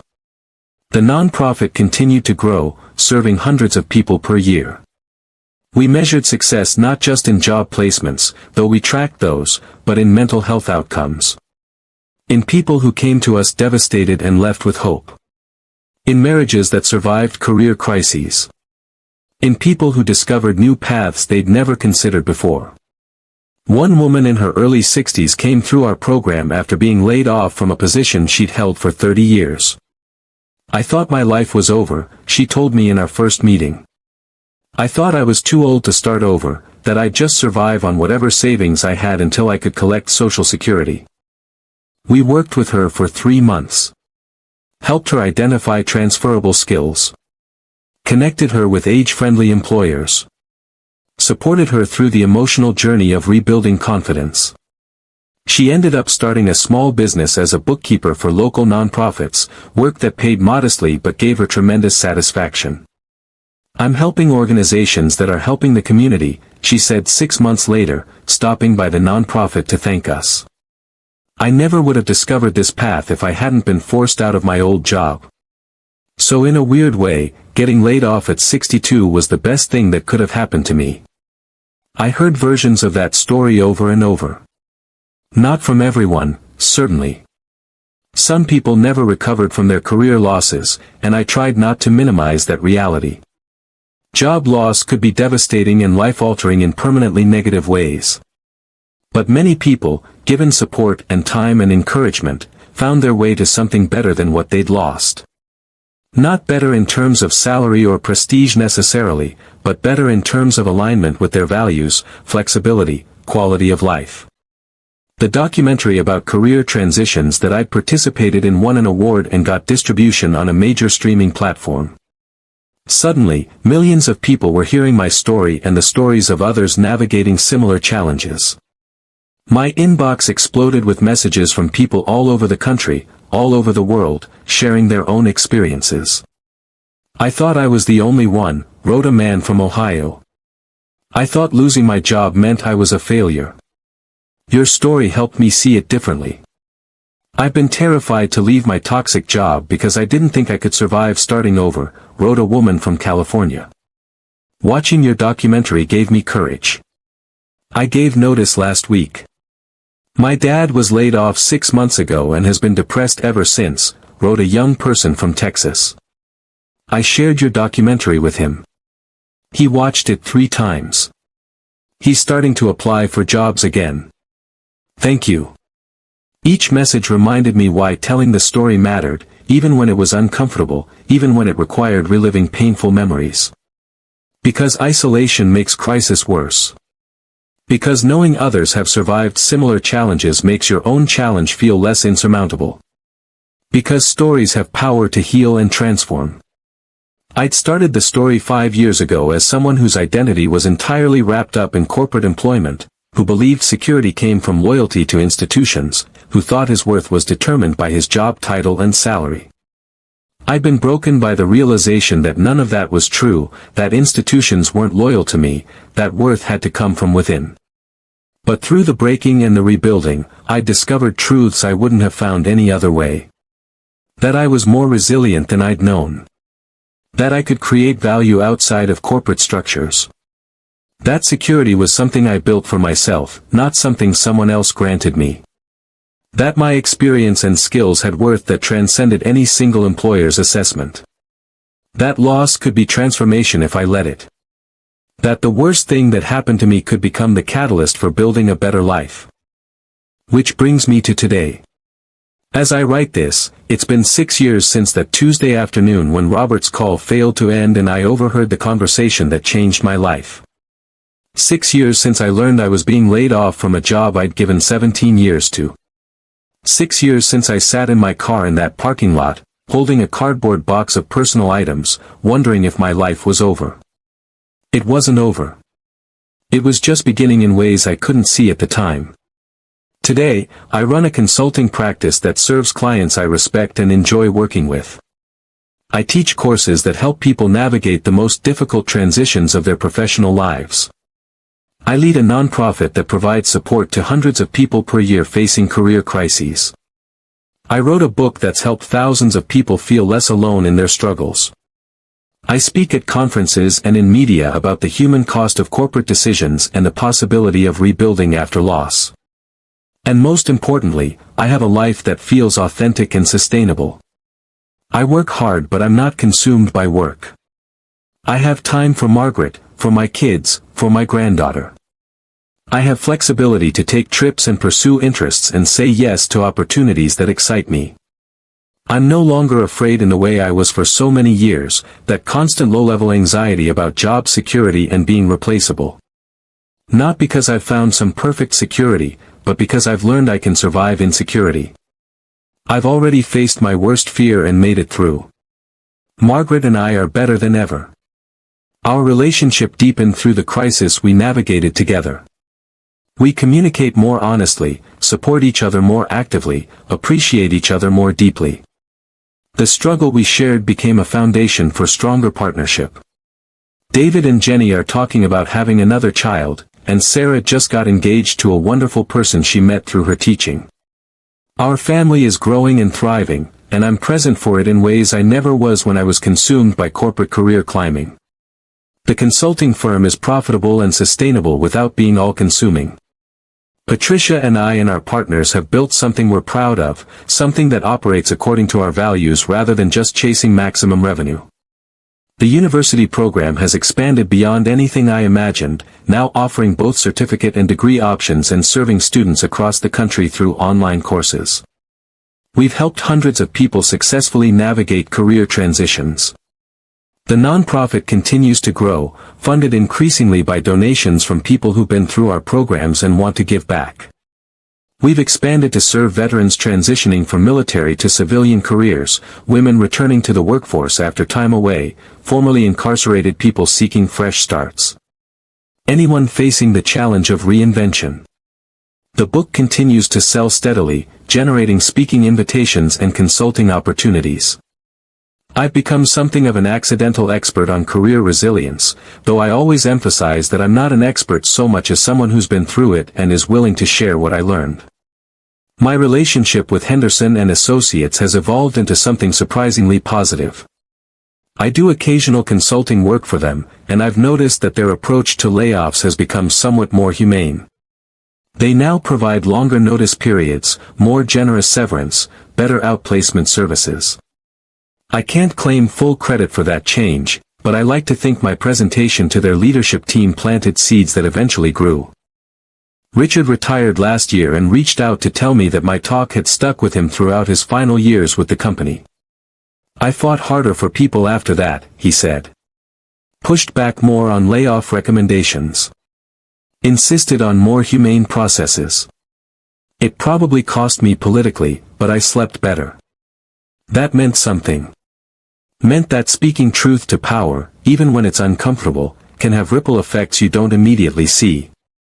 I'm not wealthy. The consulting work pays well, but I'm not making corporate executive money and never will. But I have enough. Enough to live comfortably, save for retirement, help my kids when they need it, support causes I believe in. Enough has turned out to be plenty. I'm not famous. The book did well, but I'm not a household name. A few thousand people follow my blog and social media, which feels like the right scale. Large enough to make an impact, small enough to maintain personal connections with people in the community we've built. I'm not constantly happy. I still have bad days, still struggle with doubts and worries and the occasional resurgence of old anxieties. But the baseline of my life is contentment rather than fear, satisfaction rather than stress. That's a huge improvement over where I was 6 years ago, or even where I was during my 17 years at Henderson and Associates. Looking back now, I can see the whole arc of the story. The naive confidence of my corporate years, when I believed loyalty guaranteed security. The devastating blow of overhearing that conversation and learning how wrong I'd been. The dark period of fear and grief and uncertainty that followed. The slow, painful process of rebuilding. The gradual discovery that I could create my own security and define my own worth. The eventual realization that losing my job had freed me to build a better life. It wasn't a straight line. There were setbacks and doubts and moments when I questioned everything. But the overall trajectory was upward, towards something more authentic and sustainable than what I'd had before. If I could go back and talk to that version of me sitting in his cubicle 6 years ago, hearing his name spoken through Robert's half-open door, I'd tell him what I told my students and the people we serve through the nonprofit. This is going to be hard. Harder than almost anything you faced. It's going to break you open in ways that feel unbearable. You're going to question everything you thought you knew about yourself, your value, your security, your future. You're going to be scared in ways you've never been scared before. And that's all normal. That's all okay. Because on the other side of this breaking is a rebuilding. You're going to discover strengths you didn't know you had. You're going to build something that feels more authentic than what you lost. You're going to learn that your worth isn't determined by any employer, that security comes from within, that you're more resilient and capable than you ever imagined.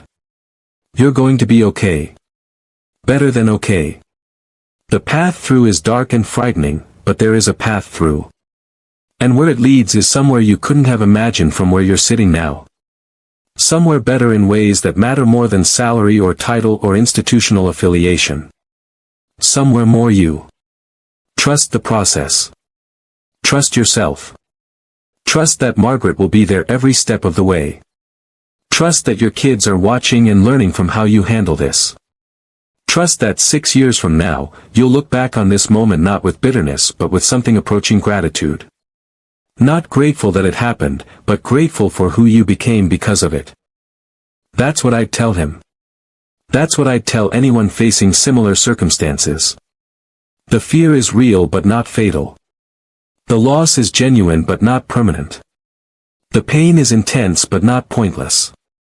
You are more than your job. More than your title. More than your salary. More than any employer's assessment of your value. You are a complex, capable human being with skills and experiences and relationships and worth that exists independent of your employment status. And if you're forced to prove that to yourself the hard way, through job loss and rebuilding, you'll emerge with a kind of security that no employer can ever give you or take away. The security of knowing who you are and what you're capable of when everything else is stripped away. I know this because I've lived it. Because I'm standing on the other side of the worst professional crisis of my life, and I'm not just surviving. I'm thriving in ways I couldn't have when I was trapped in corporate structures that didn't value what I had to offer. My life isn't perfect. But it's mine in a way it never was when someone else controlled my professional destiny. And that ownership, that autonomy, that freedom to build something aligned with my values and priorities, is worth more than any corporate salary or title ever was. So what do I want you to take away from this story? What's the message that matters most? First, if you're currently in a secure job, don't take that security for granted, but also don't spend your life in fear of losing it. The anxiety I carried for years, that constant worry about being replaced or deemed unnecessary, that anxiety diminished my life long before I actually lost my job. It robbed me of presence with my family, of satisfaction in my work, of peace in my daily existence. Don't make that mistake. Do your job well. Be professional and reliable. But also remember that you're building a life, not just a career. Invest in relationships outside of work. Develop skills that transcend any single employer. Build financial reserves if you can. Create an identity that includes but isn't limited to your professional role.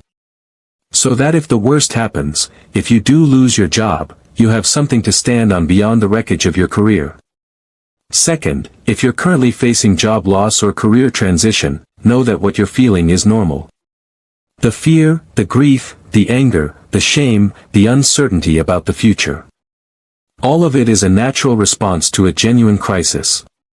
You're not weak for struggling. You're human. Give yourself permission to feel all of it.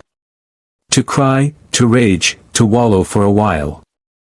But don't set up permanent residence in those feelings. Feel them, process them, and then start taking small steps forward. Update your resume, even if you don't feel ready. Reach out to one person in your network, even if it feels uncomfortable. Apply to one job, even if you don't think you're qualified.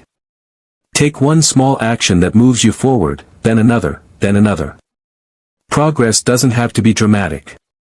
It just has to be directional. Third, reach out for help. This is crucial. I tried to carry everything alone for a week after overhearing that conversation, and it nearly destroyed me. When I finally told Margaret, when I finally let her help carry the weight, everything became more manageable. You don't have to face this alone. Talk to your partner, your friends, your family. Find a support group of people going through similar experiences. Consider therapy if you have access to it. Join online communities of people navigating career transitions. Ask for help from your network. Let people support you. Accepting help isn't weakness. It's wisdom. It's recognizing that humans are built for community, that we survive hard things better together than alone.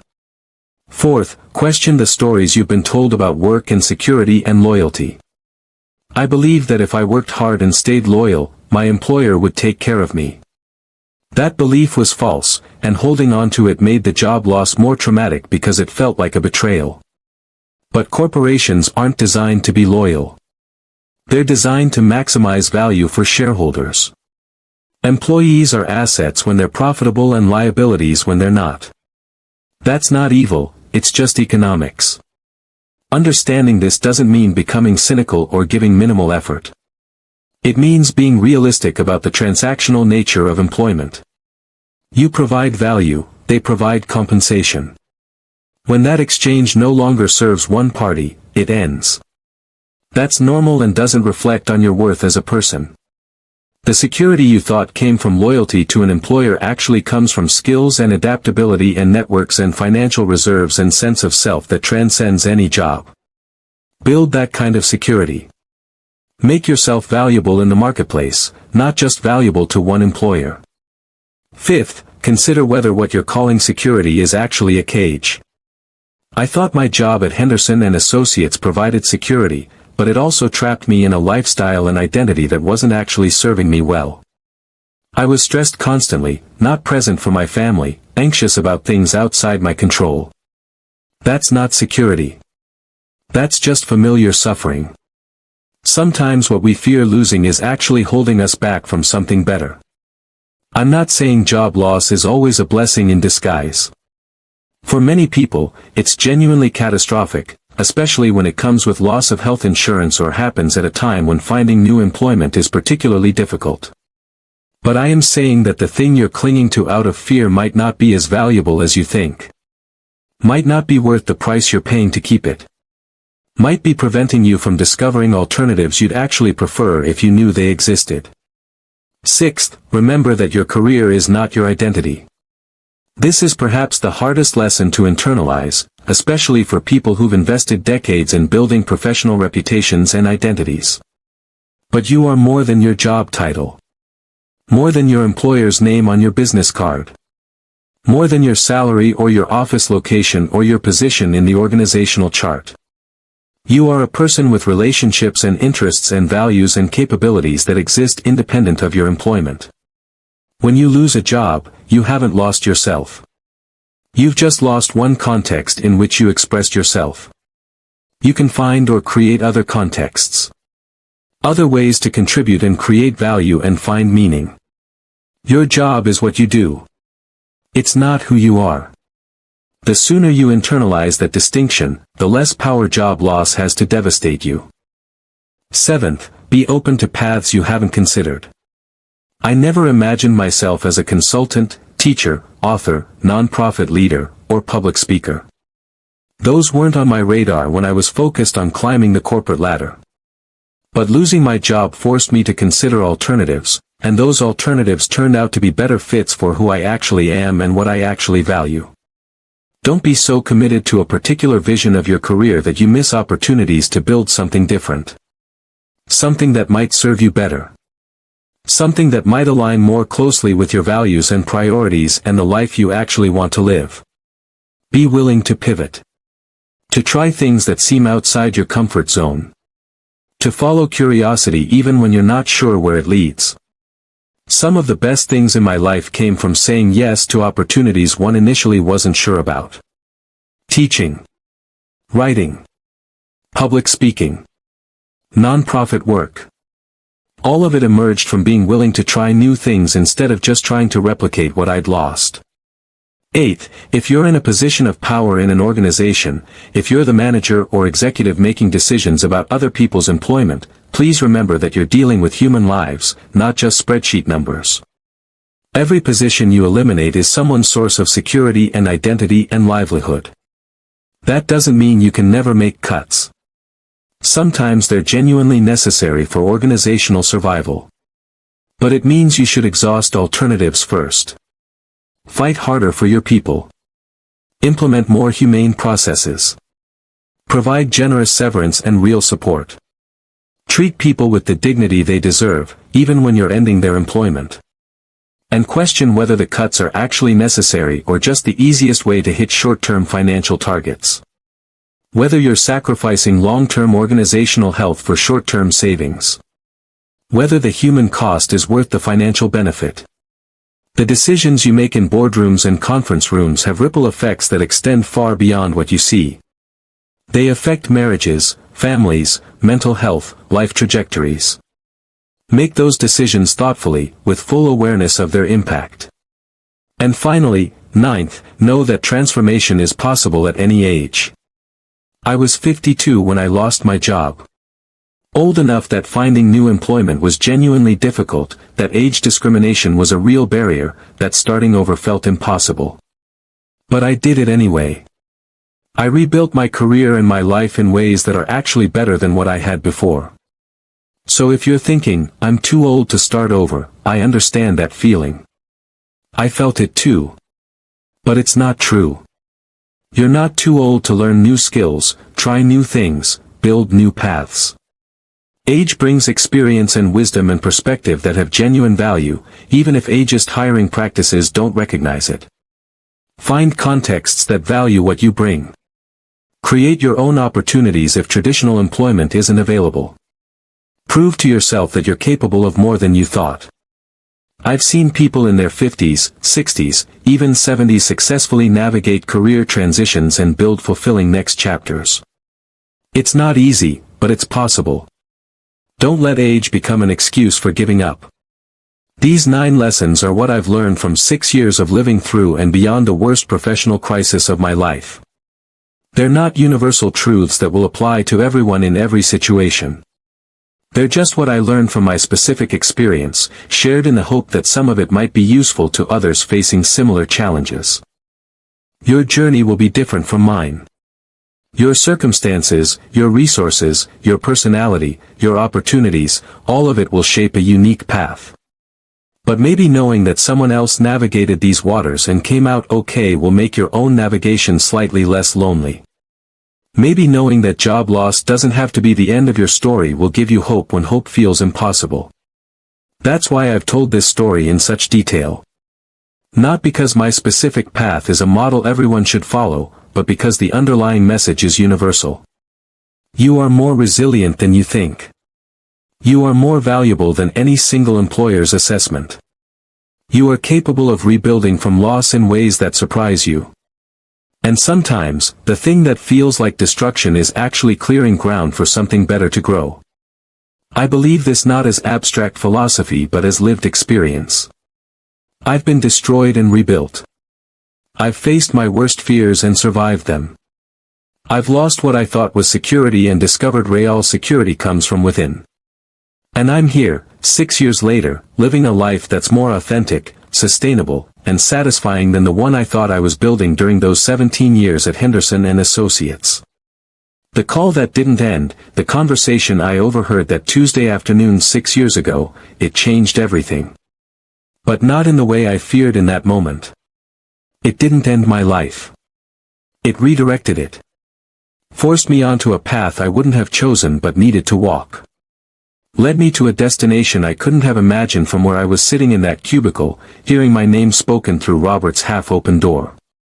So if you're sitting in your own version of that cubicle right now, facing your own version of that overheard conversation or unexpected termination or career crisis, I want you to know something.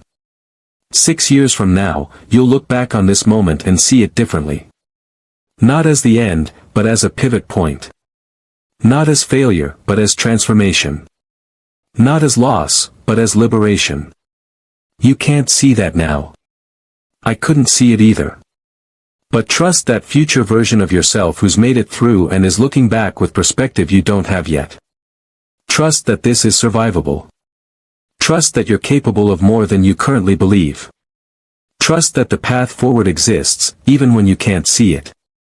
And trust that telling your story someday, sharing what you learned from this experience, might help someone else facing their own darkness feel a little less alone. That's what this has all been about.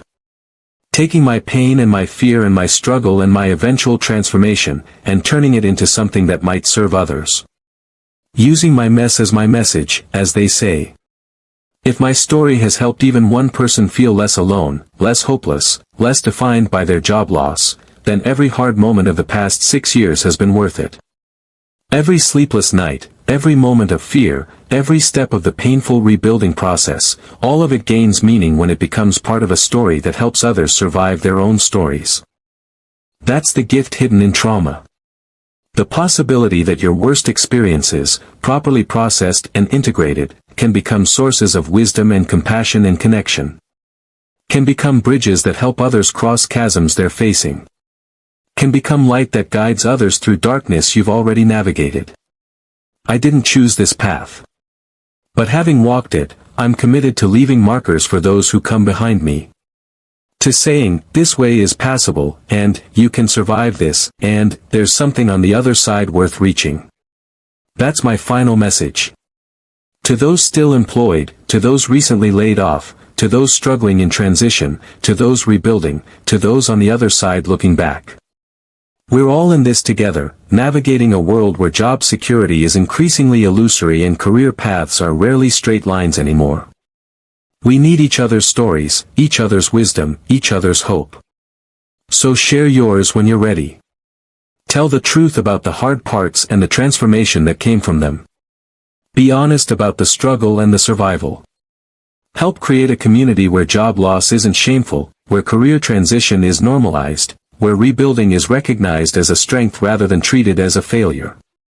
That's how we change the narrative. That's how we support each other through the inevitable disruptions of modern work life. That's how we build real security, not from institutional promises but from shared wisdom and mutual support and collective resilience. 6 years ago, I thought my life was ending. Today, I know it was just beginning.